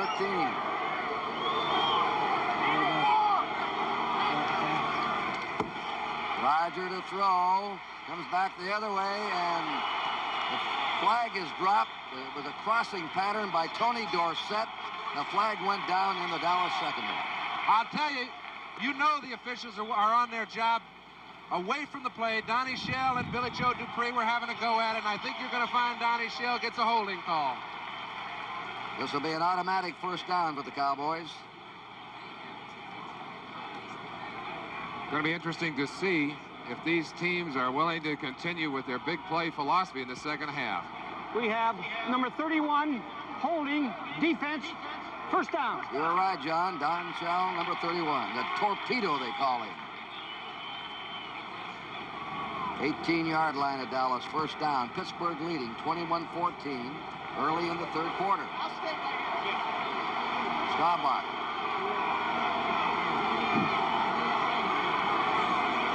In the eye. They usually run out of this one. Pearson in motion. Short man, and that's Newhouse. He's had a -2-yard total running. That's his best gain of the day, and he's brought down by Jack Ham, number 58, the outside left linebacker, and Jack Lambert. Mark of respect for a defensive lineman. How many men do you put on him? 1 on L.C. Greenwood. Watch L.C. fight off the first block. Billy Joe Dupree into the second block. Finally gets a piece of the tackle right there. Some great defensive line play. They take Newhouse out and put Scott Laidlaw in, his 4th year from Stanford. First time they've changed those running backs, the Cowboys. Second down, 5. That's what you call a full eye. Now they put it in motion. Now they're all fouled up. Too much time. You had a good look, John, at the stand-up motion of the line and also the motion out of the backs. Does that tend to confuse, as we said earlier, your own team as much as it does the defense? I think there the confusion was that Roger did not know when the clock started, because very seldom in this game does a man take over 30 seconds to get his play executed. When you know when that clock starts, you're ready to go. He may have had his attention in another area. It crept up on him. He wasn't ready to handle it. I think that's one of the weaknesses of sending the plays from the sideline, too. It takes time, John. Second down, 10. 18-yard line of the Cowboys. Drew Pearson in motion. Daubach on the play action. Dropping deep. Nobody open. He takes off. He's at the 20, 25, and he goes down. He's close to a first down on his 28-yard line. And it was Joe Green that brought him down. He can still run his 10th year in the league. And he only does it at the proper time. You know, a quarterback at his age he's not running that offense to run the ball from the line of scrimmage. He gets caught, tries to get a first down. He knows where the distance is. He does everything he can to get there. He got great help from his backs on those two ends. They looked like they were going to have a shot at him, but they got knocked off their feet. Staubach able to roll out and make the yardage. Talking to Roger, I said, what's your secret of your stardom, your longevity? He works out 2 hours every day in a gymnasium that he's built in his own garage. And he said, I've never had a serious leg injury. There's Newhouse, who's had a leg injury and has just been taken out. They have a first down for the Cowboys. They're on their own 29. The score, 21-14 Pittsburgh. 11:30 to go in the third period. There are the first downs. This is a strong left formation.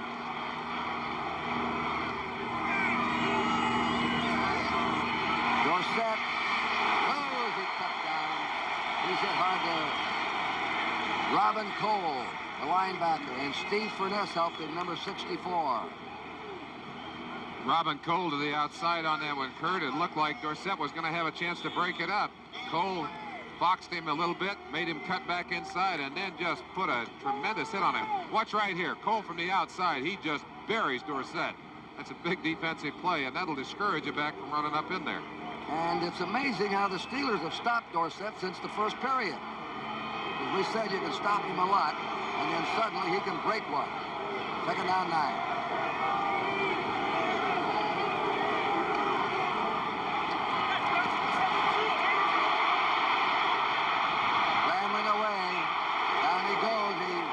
A gain out of what looked like a broken play. There was nobody open, and it's Furness who hauled him down from behind again. Okay, that's a double screen pass. Both of his screen men were covered by linebackers. What does it do? It leaves the middle open if he can get underneath the pass rush. He was able to do it. That was the only option he had left. Came close to picking up a first down. Looks like it'll be about third one. The flag, disregarded. The flag accidentally thrown. Take a look. Here he goes. Little fake to the right or to the left. Comes back to the right, and his screen is covered by Greenwood, who makes a fine play on that. Now Roger has to go up underneath. Well pursued by the linebackers and the defensive linemen, but close to a first down. Sometimes that happens for you. You anticipate it, you feel it. There's 58 Lambert working on Dupree, and he's got him held off pretty well. Lambert's the guy that's going to come back in and make a piece of that tackle. Back to the live action, Kurt. Right, they have two tight ends. Short yardage, third and a yard. Laidlaw, and they stop him. Cole. Laidlaw hit by Robin Cole. Jack Lambert. Cole is fired up here in the opening of the third quarter. Steve Furness had limped off the field. They sent in a replacement for him, 67, Gary Dunn. And the Cowboys went directly at Dunn. 35, cuts it inside. But there's Lambert, there's Dwight White, there's Gary Dunn, there's Robin Cole, all the black shirts. And I think what really is indicated here is the fact that they have taken the ball to Robin Cole. In doing so, he's been up to the task. Where do you go from there? All right, punting for his fourth time now, Danny White. He averaged 35 yards a kick in the first half. Plenty of time. A nice kick, Theo Bell back, 20-yard line. They wallop him down on his 24. And that's Benny Barnes, number 31, went down to cover. The punt was good for 43 yards. And we're going to take a timeout here. 9:15 to play in the third quarter. Pittsburgh 21, Dallas 14. You'll have to have big plays from your special teams. Watch Benny Barnes as he comes down, eludes the first man, eludes Smith. Now watch the hit on T-Bell right here. Benny Barnes puts a great shot on him. 2 men in on that tackle. The other one, 56. Hollywood Henderson. And they put T-Bell right in the air. And they are the 2 wide men on punts. Stallworth is back in the game for the Steelers. Good news for Steeler fans. He's had a big first half. First down, Pittsburgh on their own 24. Franco Harris hit. Both running games being stalled. Harris knocked down behind the line of scrimmage by Ed Jones, who's been penetrating that Pittsburgh backfield. Franco tried to put a couple of moves on him. Too tall, wouldn't bite. And he said, hey, you ain't going nowhere this time. On the 21 of Pittsburgh, it is second down, 13. We've had several cases of leg cramps, Kurt, and I think that's an indication of emotion a lot of times. I think you burn off so much energy that the muscles begin to knot up, and I think we've seen it on both sides of the line. Bradshaw looks them over. They have Hegman in there, Randy Hughes, Dave Stalls. This is their passing defense. So they run the ball. Rocky Bleier. He hasn't had it much today, and he's stopped by Thomas Henderson. That's the second carry in the game for Rocky Bleier. Isn't it awfully dangerous if you come out with a lead in the second half and kind of pull your wings in? Looks like Pittsburgh pulled back a little bit. I'm not necessarily sure that that's what's happening. They're trying to get the ball moving on the ground. They feel they can. Pittsburgh has been out of the flex, which allows them to do a little more trapping, exploit things they haven't been able to. However, Dallas has stuffed them on the ground. Now we have a third down and 11. Pittsburgh on their 23. Fire in motion. Flag is down. Flag is down. This may be an illegal procedure. They blew it dead before the ball was snapped. That's it, a legal procedure against Pittsburgh.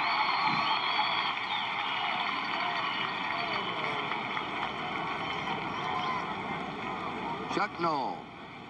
It's amazing how both these clubs have operated. Pittsburgh came behind the Cowboys and have operated their organization the same as Dallas. By draft choices, no trades, rearing them right on your own farm and bringing them up. You know, I think, too, the similarities between both Tom Landry and Chuck Noll is consistency. They let everybody know where they stand. They're the same every day, and I think it has a lot to do with their success. They have a third down and 16. He shoots it out. Oh, a dangerous pass out there. Incomplete. Benny Barnes was covering Lynn Swan. Charlie Waters nearly dashed in there and intercepted him. And the Cowboys have held, and now Pittsburgh must punt against the wind. Not an optimum situation throwing the ball on your own 20-yard line. Bradshaw has so much confidence between he and Swan that he's going to take the chances that a lot of quarterbacks wouldn't take. Linebacker made a perfect drop, made Benny Barnes' job easier. Swan almost came up with it anyway. Dallas should get good field position. He's punting against the wind. He gets it away, heading over in. Johnson on his 46, 50, 45, and down to the Pittsburgh 42-yard line where the Cowboys have the ball. Dangerous punt. Low, no hang time. They're lucky Butch didn't get that further back into their territory. Timeout in the Orange Bowl. 7:37 to go in the third quarter. It is still 21-14 Pittsburgh. They turned the ball over because this play was not complete. However, look at the dependability of Swan coming out of his cut. Bradshaw knows where he's going to be, gives him every chance. This ball did actually short hop just before Swan got it. But when you can catch him on the short hop, on the high fly, anywhere they throw him, you're going to get a few good calls. This is just an alert call by the official. Drew Pearson, by the way, has not had a reception in this game. First down, Dallas. They're on to Pittsburgh, 42, out of the eye. Dorsett back to Staubach. Deep it goes to Hill. No good. Hill was covered all the way. Staubach knocked down. Dorsett back to Staubach. They pulled that one against New England, and it worked to Tony Hill in the regular season.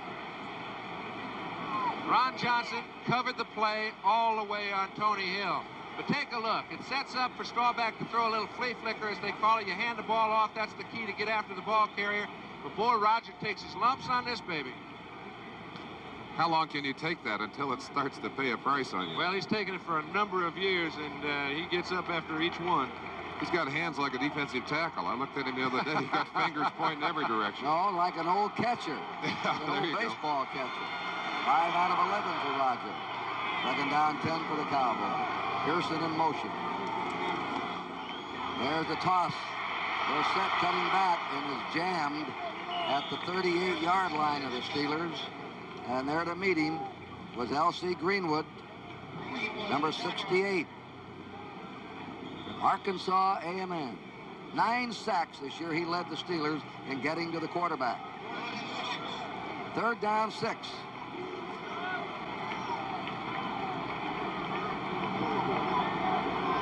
Tony Hill, second year out of Stanford, already in the Pro Bowl. Now, you know that Drew Pearson had a lot to do with getting him in there because wide receivers work in tandem. However, this time he got his lunch eaten. He got stuffed. All right. They have a rookie wide receiver, Robert Steele, in there. Shotgun spread. Robot looks him over, fires, completes it to the 29 of Pittsburgh for a first down. And that was quite a catch there by Preston Pearson. Tell me that Roger Staubach can't still fire that ball when he has to. 2 linebackers standing on either side of the receiver. He's back there, finds a little hole, and really fires the ball. Preston Pearson is in there because he finds the holes between linebackers. Preston Pearson, the great basketball player. They call him blood, muscle, and bones. He does not have 1 ounce of fat on him. And here's Septien trying to warm up his leg. Hope he doesn't miss that net. First down. Cowboys in the Pittsburgh 29. The cutback. Dorsett is trying to cut back for daylight. Hit by Jack Lambert, number 58, who is waiting for him in the middle. L.C. Greenwood cut underneath the tackle, Rayfield right, and he put a shot on Roger just as Roger handed that one off. Roger said, hey, I haven't got the ball. You go after Tony. Second down, 9. Only 3 members of this Cowboy 45-man squad have ever played for another coach than Tom Landry. They were Pearson, Jackie Smith, and Septien. Lambert getting a shot right on the inside, able to slip back out and get a piece of that tackle. Second down, 9. Laidlaw through over the 25 and a quick opener to the 22. Jack Ham, Jack Lambert teamed up to gather him in. Laidlaw seems to find the holes since they've inserted him in place of Bob Newhouse when he got injured. Laidlaw has had several outstanding games, been a very integral part of the whole Dallas offense. Here you see he finds holes where they don't seem to be. Doesn't hurt to be in the backfield with number 33, Tony Dorsett. And also the guy hit on that tackle again, we might add, Jack Ham, the saving tackle. They have a double tight end offense. Third down and 3 on the Pittsburgh 22. Sweeping Dorsett, he cuts. And he squirms forward and gets the first down. Dorsett dived and wriggled and got there. Ron Johnson, the rookie cornerback, brought him down. Watch the battle going on inside as they're driving Ham to the outside. Picks up again on the second block. That's Rafferty getting a piece of it. Dorsett does a lot of that on his own. Just cuts inside and literally crawled for the last 4 or 5 yards. But they cut down the inside pursuit. They got Lambert, they got the inside lineman, and Dorsett got a chance to do his thing. And Laidlaw was the guy that got Lambert. Yes, he did. Dorsett, the leading ball carrier in the game. Both teams playing much more conservatively this quarter than they did in the first half. 21-14, Pittsburgh in the lead. 3.5 to play in the third quarter. He'll pass on first down. He shoots it out, and it's incomplete.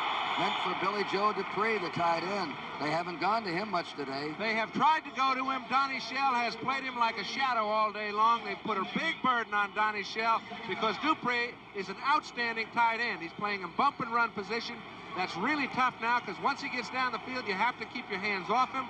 He's shadowing him, and he's really responsible for the play. Well, it has to be aggravating for him. Staubach under quite a bit of pressure from Joe Green, who came around on a stunt. But you see how close Donnie Shell is to Dupree, and I think that really is bothering him, Don. You put your finger right on it. Second down, 10. Dallas on the Pittsburgh 17. Dungy's in there. Dorsett, they had a blitz on. Dorsett goes to the 10. They had a blitz, a safety blitz. All right, how many times? We've seen it twice in this ball game. Franco Harris broke early in the second quarter, almost scored. Staubach just staggers the count a little bit, allows his offensive linemen to get it straight, get their assignments under order. As they do so, Dorsett almost takes that one in. Well, he sure did. He broke it out clean. Very, very dangerous. Watch Donnie Shell, number 31. He's got to come up and try and save this on Dorsett. If he doesn't make the tackle, it's 6 points. It is 3rd and 3, and they're getting some power in there now. Andy Frederick, Billy Joe Dupree, and Jackie Smith. Look at that. Hope That's it's not a stick-up. receiver. Thomas Henderson. I wonder if he can hang on to anyone with that. I don't know. Sticky kid stuff. Hope he doesn't get stuck to himself. I think he might be stuck on himself. I don't know. We have a timeout on the field. And with the timeout, 2:46 to go in the third period, 21-14 Pittsburgh. As we look down over the Orange Bowl, the Cowboys are grinding it out with a conservative attack. They have 2 tight ends, a second-string tackle, Henry Frederick in there, and they have a 3rd down and 2, and they're on the Pittsburgh 10. And they're behind. And they're going to throw. Oh, he's got him wide open. Drop. Veteran Jackie Smith. He's a great human interest story. 15 years with the Cardinals. First time he ever got a chance to go to the Super Bowl, signed by the Cowboys, and he let a sure touchdown pass get away. He has helped them all year. I can remember playing a Pro Bowl in 1965 with Jackie Smith. Not many players play that long at that position. But what happens here? Roger Staubach's got all the time in the world. Jackie Smith is wide open. Nobody within 10 yards of him, and almost too far open. Too much time to think. Staubach pulled the plug a little bit. Now we're going for a 27-yard field goal. Something else happened on that play that might have a real bearing on the game, too. It looked like Lambert may have been injured on the play. He's left the field. We'll try and get a report on him. But this becomes a big play with 2:39 left. The Cowboys need to get some points right here. Well, there wasn't a man within 10 yards of it. Waters will hold for Septian. 27-yard attempt. And the kick is good. The Cowboys got only 3 out of the drive, and they missed what would probably been a sure 7. Well, I'm sure that no one on the field knows that more than Jackie Smith, a great veteran. I'll tell you the thing that's amazing to him, or about him, is that they timed him early in the year. This is his 17th year of professional football. They timed him at 4.65 and 4.67 as we're watching the inside. I think what you're going to see, and why, a good reason why he was so open, Lambert gets hurt a little bit here. I think he's picked up by Laidlaw again, and there is no one in the middle. It's like, it might have been a blown assignment. You very seldom leave anybody that unguarded. However, those are the kind of opportunities that occasionally come. When they do, you must take advantage of them. We've had a lot of cracked and broken ribs during the year, and you see a helmet right to the ribs of Lambert. I wouldn't be surprised if that's not what they're working on the sideline over there. This is the score, the way the Super Bowl 10 ended, 21-17 Pittsburgh. But we're still in the third quarter here with 2:36 to play. Septian kicking off. Anderson's deep. They're trying to kick it away from him. It is going out of bounds, and Dallas will come back and re-kick from their own 30. You got Ted Peterson down there having some fisticuffs with someone. Hollywood Henderson? No. That's Guy Brown, 59. There's a lot of emotion on that field. They're cooking down there. Staubach talking to Jim Myers, the assistant coach. Assistant head coach, they call him. You see Jackie Smith, and sometimes, you know, you don't, when you're not in there on a regular basis, you're just doing everything you can to help at any given time. He couldn't have run a better pattern. He couldn't have fooled the defense any more than he did, and I think his reaction after he didn't catch it tells it all. He's a master at those sneak patterns, too. He knows how to hide, doesn't he? He's as good as there is, and it's pretty hard to hide at 230 and 6'4". He retired 13 months ago.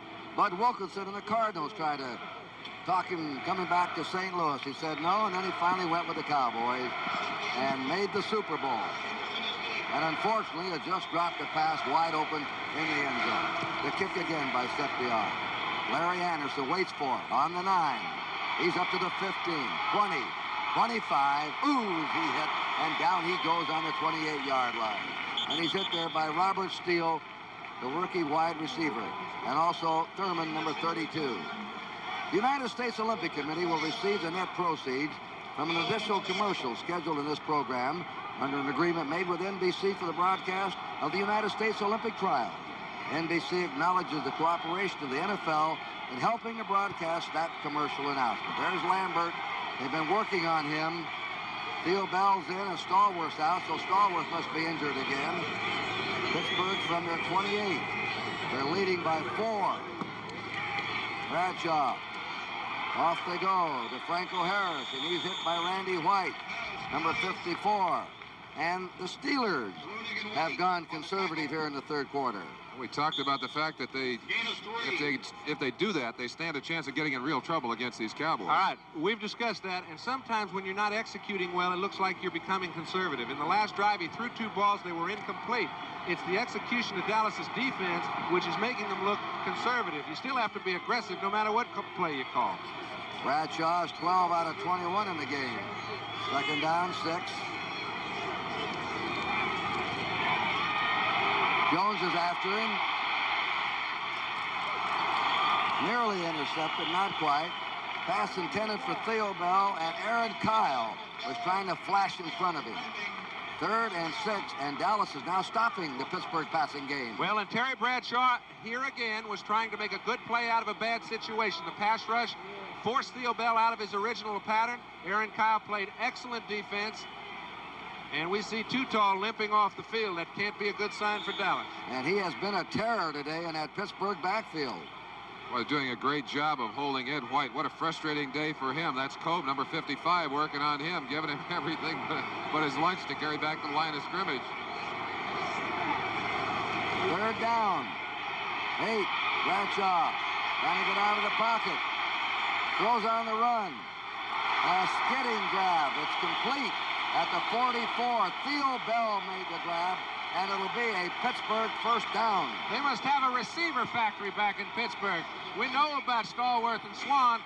Theo Bell looks like a carbon copy. I can remember Frank Lewis a couple years back, Ronnie Shanklin. They all look like the same type of receiver. You're still looking for their weakness after they've beaten you. Now watch Bradshaw. He is going to take a lick. Once you throw that ball on the run, you're pretty much fair game, and he gets his shot. Paying the price back there. Somebody else paid the price. 72 Mullins is on the ground, and Steve Corson has come in. The hitting on the field has continued at a rapid pace, has left a lot of people laying on the ground. You wonder if those are cheap shots. No, they're not. The straight shot from Laidlaw to Lambert, and I don't see this one take place, but the hitting down on the field is just a crescendo of noise up here. You know, Terry's been around the NFL 9 years. He's never passed for 300 yards, and here in the Super Bowl today, he has 275 yards in passing completions. Ooh, boy, that hurts just to see Bradshaw roll on the ground that way, doesn't it? The one good thing is all those replays only got him 1 lick. He only had to do it for real one time. We saw him from several different angles. It's a good thing he doesn't have to take that abuse more than once. Jerry Mullins is leaving the field. And Steve Corson, number 77, will replace him at right guard. Apparently someone stepped on Too Tall Jones's ankle. We've got a lot of replacements in the game right now. Larry Bethea has gone in for Too Tall, and Steve Corson, of course, playing guard in there. And the level of play hasn't dipped. It may indicate something Too about Tall's the level of back play in there. of both clubs. Ed Jones is back in, 72. First down, Pittsburgh on their 44. They're ahead, 21-17, the last minute of the third quarter. Quick hitch pass, struck the ground in front of Lynn Swan. He knew it, he just knelt there. He didn't want to get up and have somebody hit him. Second down, 10 on the Pittsburgh 44. You mentioned earlier, Kurt, that Stallworth may have been injured. It was the same injury. He still has those leg cramps, and even though they can go away sporadically, it's hard to get rid of them for the whole game. Look who's there. Danny White. He had an excellent second half against Atlanta. Big game against the New York Jets. Last regular game of the season. Second down, 10.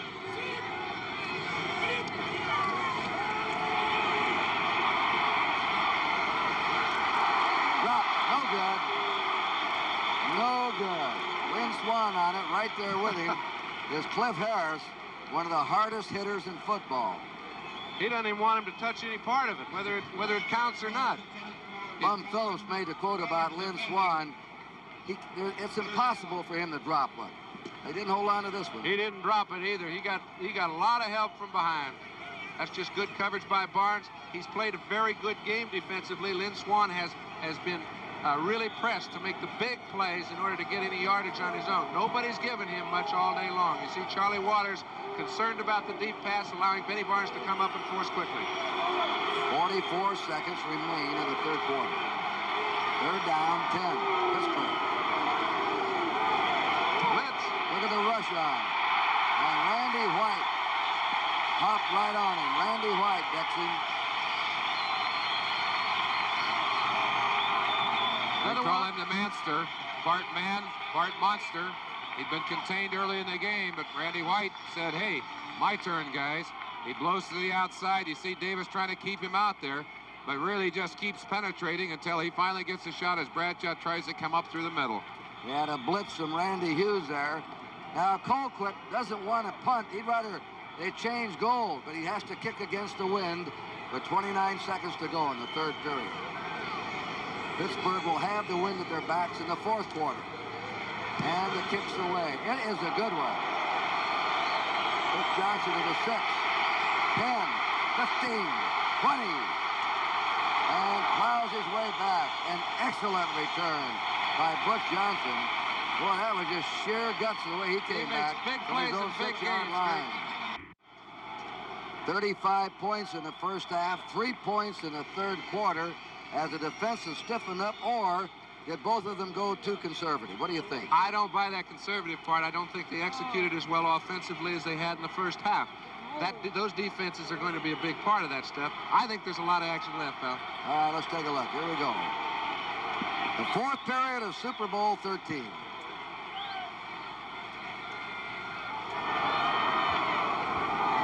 Dallas, second down, 8.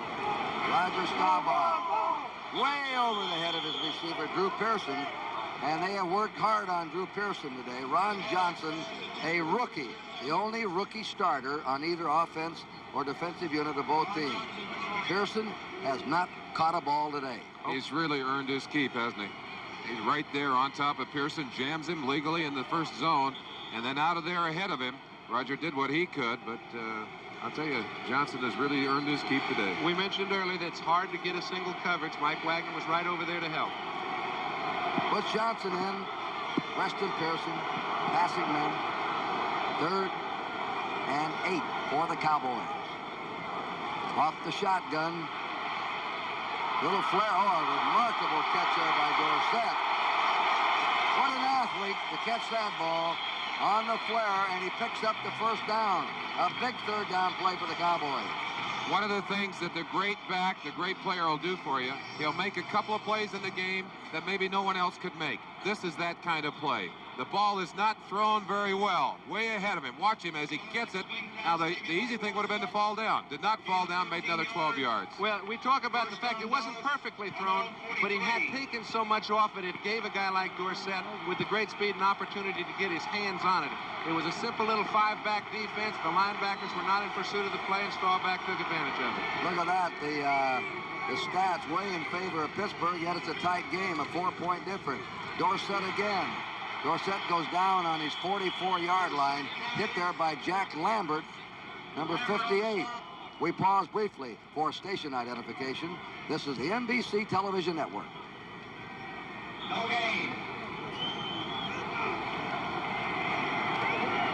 Chuck Noll, his 10th season. Great record in postseason play. 10 wins, 4 losses. Kurt Gowdy here with John Brody, Merlin Olsen, our host Dick Enberg. Early in the fourth period, it's 21-17 in favor of Pittsburgh. Light rain this morning, no rain now. The field is fast, cool. That is almost perfect for football. Daubach on a draw to Laidlaw. Laidlaw plows his way to his 48-yard line, and he's brought down by Jack Ham, the left linebacker, and also aided by Jack Lambert. Now here's another third big down play coming up for the Cowboys. And we talk about how much Jack Ham is in on the play. This time it looked like the offense may have gotten a little bit the best of him. He didn't force quick enough. When you're making the tackle 6 yards down the field, Merlin, you know that's not good defensively. It looked like he was out there responsible for the outside. I think they're using Dorsett as a decoy and opening up some room for Laidlaw inside. Third down 5. Cowboys 48. They're trailing by 4. Off the shotgun. Daubach flip it, deflected at the line of scrimmage. I believe it was Greenwood. I don't know. He's 6 feet 6.5, and he had those arms up there. That's what a defensive lineman's supposed to do, isn't it, Merlin? They call that highballing them. And certainly you got that size and you got those long arms. That's the way it's supposed to work. They're not getting great pressure. They got the 4 guys coming. It's Joe Green, actually, 75. And they were playing game. They crisscrossed. That's a beautiful little stunt.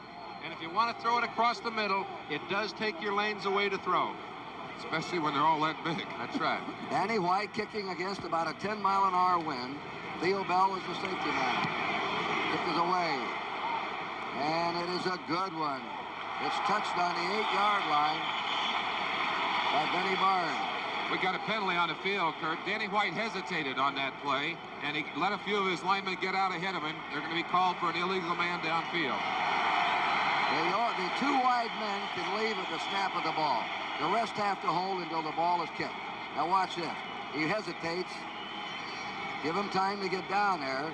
And he destroyed the timing of somebody on the interior line. They cannot leave till it's kicked. They have to anticipate when he kicks it, Kurt. And it really changed a big play. Now, Danny White has made so many big plays on his own from punt formation, both throwing the ball and running the ball, that you better have somebody keeping guard of the palace or he's going to run it down your throat. That time, it was a bad deal for D. An eligible man, downfield, number 32, offense. That was a member of the punting team, Dennis Thurman, the cornerback. There he is. Oh, the Cowboys have had 2 bad breaks here. They've dropped the touchdown pass, Jackie Smith, in the end zone, and that time they would have had Pittsburgh pinned on their own 8-yard line. Now, let's see what they do here. This kicks away, a low spiral. Bell on the 6 to the 10. And he's nailed immediately on the 14. So they gained 6 yards after the penalty. And it was Thomas Henderson down to make the tackle. He can really run, Thomas Henderson. I think that's one of the finest open field tackles of the day. Watch Tom Henderson. He's on the outside. He's doing what you normally send a receiver down to do. Gets off the block right there. That's Jack Delaplane trying to knock him down. Now watch this one-on-one. Look at him break down. Great position. T-Bell didn't have a chance. What a play. We'll be back. It'll be Pittsburgh's ball. 12 minutes to go in the game. 21-17 Steelers. Here's a very interesting statistics on first downs. Pittsburgh has averaged 6.5 yards. Dallas 1.8 yards. So what Pittsburgh's been having is 2nd and 3 and 2nd and 4 in the game. Right now they have a first down from the 14-yard line. Franco Harris, a couple of yards out to his 16. Hammered down by Larry Cole, the left tackle, the 11-year veteran from the University of Hawaii. Kurt, you know, when we talk about statistics, I think this is the indication of the way the second half is going. 6.7 includes 2 first-down long gainers by Pittsburgh. That's why sometimes when we get involved with stats, even though they're as impressive as they are, they're not a true indicator of the flow of the game. Right now, both defensive lines are running the ball. Dorsett, 69 yards. I want to talk about that in a minute. 2nd down 8 for the Steelers. That pass is just tossed away. It was intended for Theo Bell. Bradshaw was being chased by Bob Brunig, and he knew he was in real trouble. He said, hey, get rid of that ball and let me loose. Blitz is coming. Bradshaw does not have time. Had he had little time, he might have been able to get Swan. It was one-on-one over there on the corner. But he does a smart thing. Something you used to do very well, John. He unloads the football. He knows the worst he's going to have now is a chance at 3rd and 8. It's also one-on-one, Brunig and Bradshaw. That precludes any other one-on-one situation. 3rd down 8. Steelers on their 16. They're ahead 21-17. Randy Hughes, Mike Heckman in the secondary. That pass is complete. It's Randy Grossman. Randy Grossman hit by Harris, and it looks like a first down. That's knowing where your first down marker is. He caught the ball, and as he caught it, Harris knew where the first down marker was too. It's just a clash. Can I keep him on the other side of the line? He got just far enough, gave himself a little leeway. Cliff Harris gave him the right knee. He did everything he could to shake it loose. That's right. It's like trying to handle a steer. First down, Steelers on. Let's put it on their 26. They're ahead, 21-17. They're going to throw again. And it is complete to 39. They hit Lynn Swan there. Right on top of him is Benny Barnes. Here's a club deep in their own territory, 4 points ahead, and bang, bang, they come out throwing. Let me ask you a question. Does that look conservative to you? He's come out of his own hole, and now they're executing. That's what I'm talking about. And that is execution on Lynn Swan's part. Goes up in the air, down on the ground. I don't know how you ever get the ball by him. Beautifully done. And the other thing it's throwing to the place where it can't be intercepted. Look how it goes to the ground here. No way to intercept that pass. 102 yards for Swan. Stallworth had 115 yards. 2 wide receivers with over 100 yards in the game. First down. The pitch is to Franco Harris. He's at the 40, and he has his legs cut out from under him at the 44 by Aaron Kyle, the right cornerback. Kyle's a hitter for 185-pounder.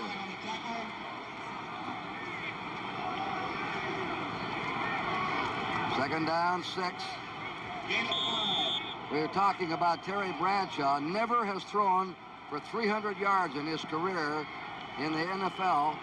And today he has 296. He's 4 yards short. Very seldom has he ever had to, pal.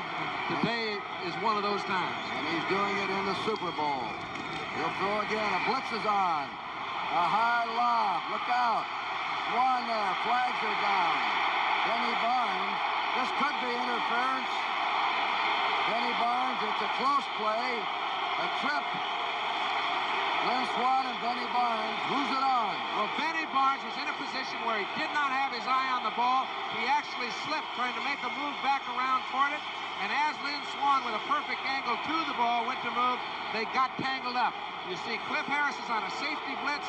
He's well picked up in the center by Rocky Bleier. It's a 28-yard penalty, and it really puts Pittsburgh in excellent position. That's an awfully tough call for an official, and they did a good job of covering it. But again, what great coverage from our camera crews, our technicians here. John, I know that you and Kurt would agree.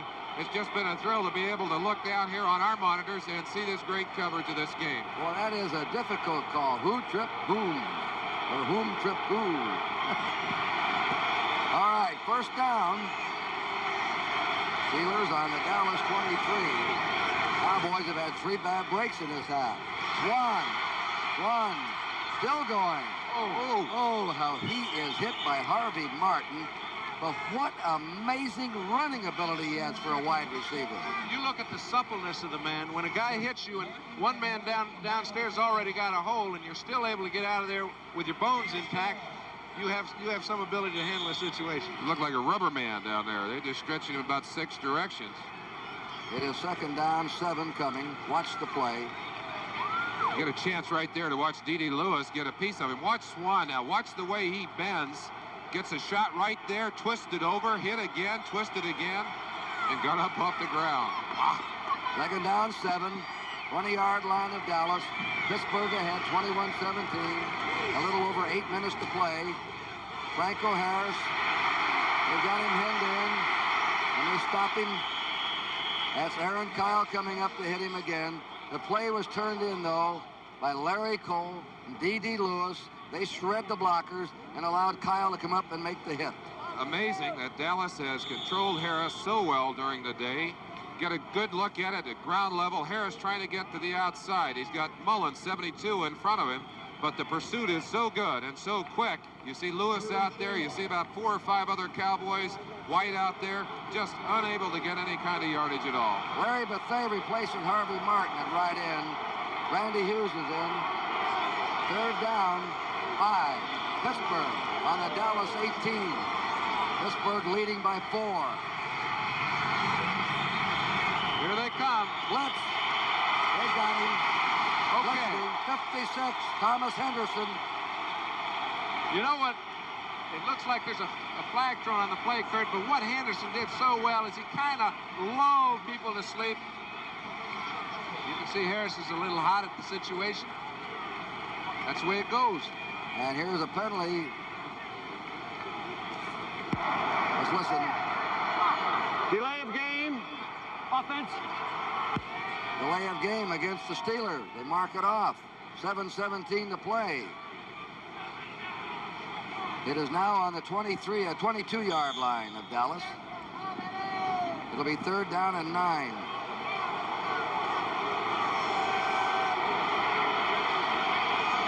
Bradshaw. Great day for him. 3rd and 9. Franco Harris sprints it through.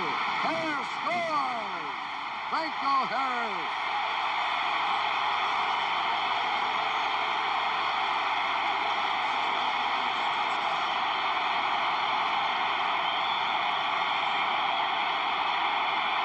They're the terrible towels.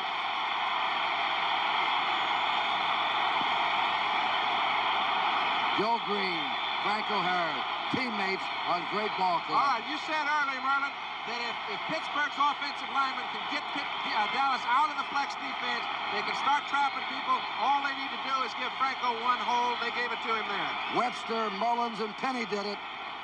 And it's a trap. You see it right there. That's number 74 coming up to the inside. He threw the most critical block, but Franco just blew up in there. Ray Penny, of course, done a great job for them during the year playing guard and tackle. Gorilla's kick is up. Flag is down. Flag down. There's Franco Harris. Money player in the big game. Offside. Dallas. Kick is good. So it is now 28-17. One of the reasons that there was room back there for Franco is that Waters got tangled up with the official right there. And that was Penny who came in and just picked him off the back of the official and knocked him down, giving Franco room. And when he gets his momentum up, I don't want to tackle him. We'll be back with the Pittsburgh kickoff. 28-17 now in favor of Pittsburgh. You saw some words between Thomas Henderson and Franco Harris, and then Harris popped in that huddle. I wonder if he said, "Get me a hole, boys. I want them." Well, I tell you, Kurt, there are some dogs you just want to let lie. And I would say Franco Harris is one of them. Sometimes you walk in a huddle, he doesn't have to say anything. His calves are pulsating, and the linemen know, let's get him something going. There's a fumble. Pittsburgh has it, I think. Pittsburgh has the ball. Randy White fumbled it. Randy White picked up the squib kick, fumbled it, and now the pilot. And you got to wonder if that cast on the left hand of Randy White made it impossible for him to grasp that football properly. Look at Landry. Very seldom shows emotion, and there is emotion. What more can happen to me in the second half? We've dropped a touchdown pass. We've committed a pass interference play. We've let the man run open for a touchdown.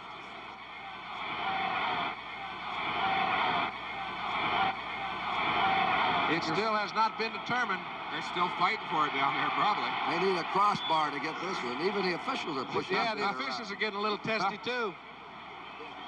Yes, Pittsburgh ball. Pittsburgh's ball, that's what we thought.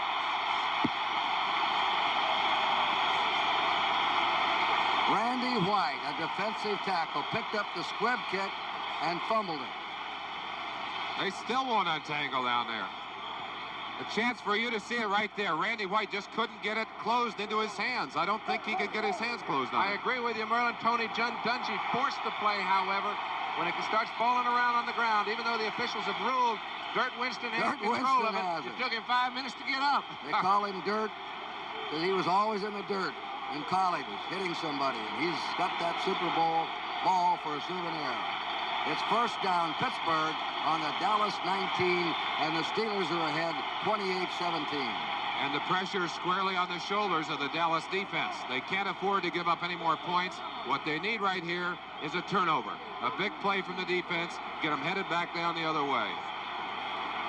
Bradshaw has his club set. Blyer and Harris behind him. He's going to throw. He heaves it. Swan, touchdown. Lynn Swan, touchdown. Man, what an acrobat.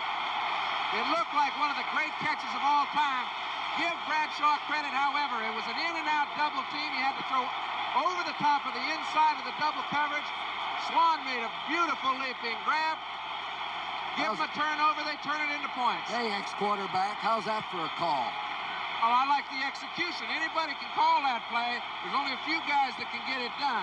Now, as he goes back, he takes a little steam off the ball, throws it over the top of Cliff Harris. Harris has no play, and Swan makes a great one. But I tell you, it takes a lot of guts to make the call, because the conservative thing, the easy thing, is to stay on the ground, not to make a mistake. Bradshaw would have none of that. I think he's really grown up as a signal caller and a quarterback. The flag is down again on the extra point. Pittsburgh has scored 2 touchdowns in 11 seconds. 2 touchdowns in 11 seconds, the Steelers. How many times do they do that, Kurt? They play Houston in the second half. They almost did the same thing. Dallas offside. The kick is good as they refused a penalty. Houston gave up 17 points to Pittsburgh. Defense enforced the penalty on the kickoff in the championship game. Let's go down and take another look at that, courtesy of our producer, George Finkel, and Teddy Nathanson, our director, who've done a super job, as we said earlier, of bringing you the action. There it is right there. Cliffy Harris just did not cover Lynn Swan, and there's the result. And you want to watch a quarterback who likes a receiver who catches a football for him? Look at Bradshaw heading down the field. Number 12's had his first 300-yard game, his first 4-touchdown game, and he's had it here with a sensational performance in Super Bowl 13. And capping off a sensational year. Here's the kickoff. Coming to Butch Johnson. Johnson out to the 20. Flag is down. And he stopped at his 28 with 6:39 to go in this game.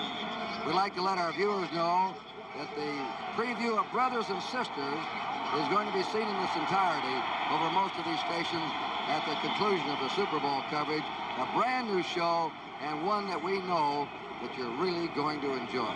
They tell me it's going to be a real hit.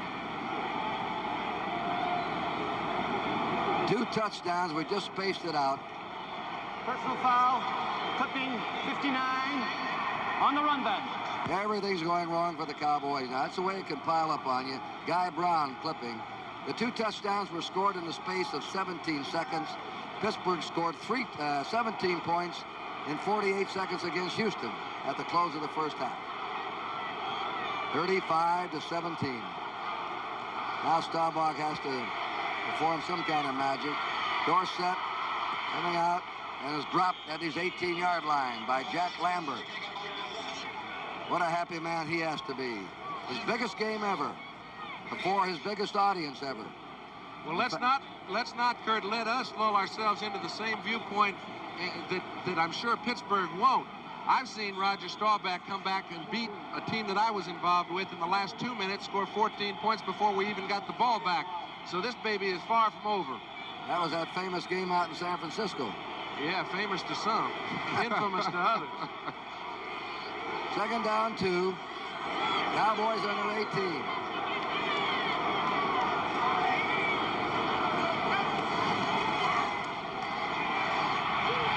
Staubach hit inside the 10. 76 is Banaszak. He's there for his second sack. Little stun over there on the right-hand side. Banaszak from his end position coming in behind the move of number 64, Furness. Watch it here. Furness comes to the outside, occupies 2 people. Banaszak breaks inside. He gets pinned on the other side of Staubach. Now watch him.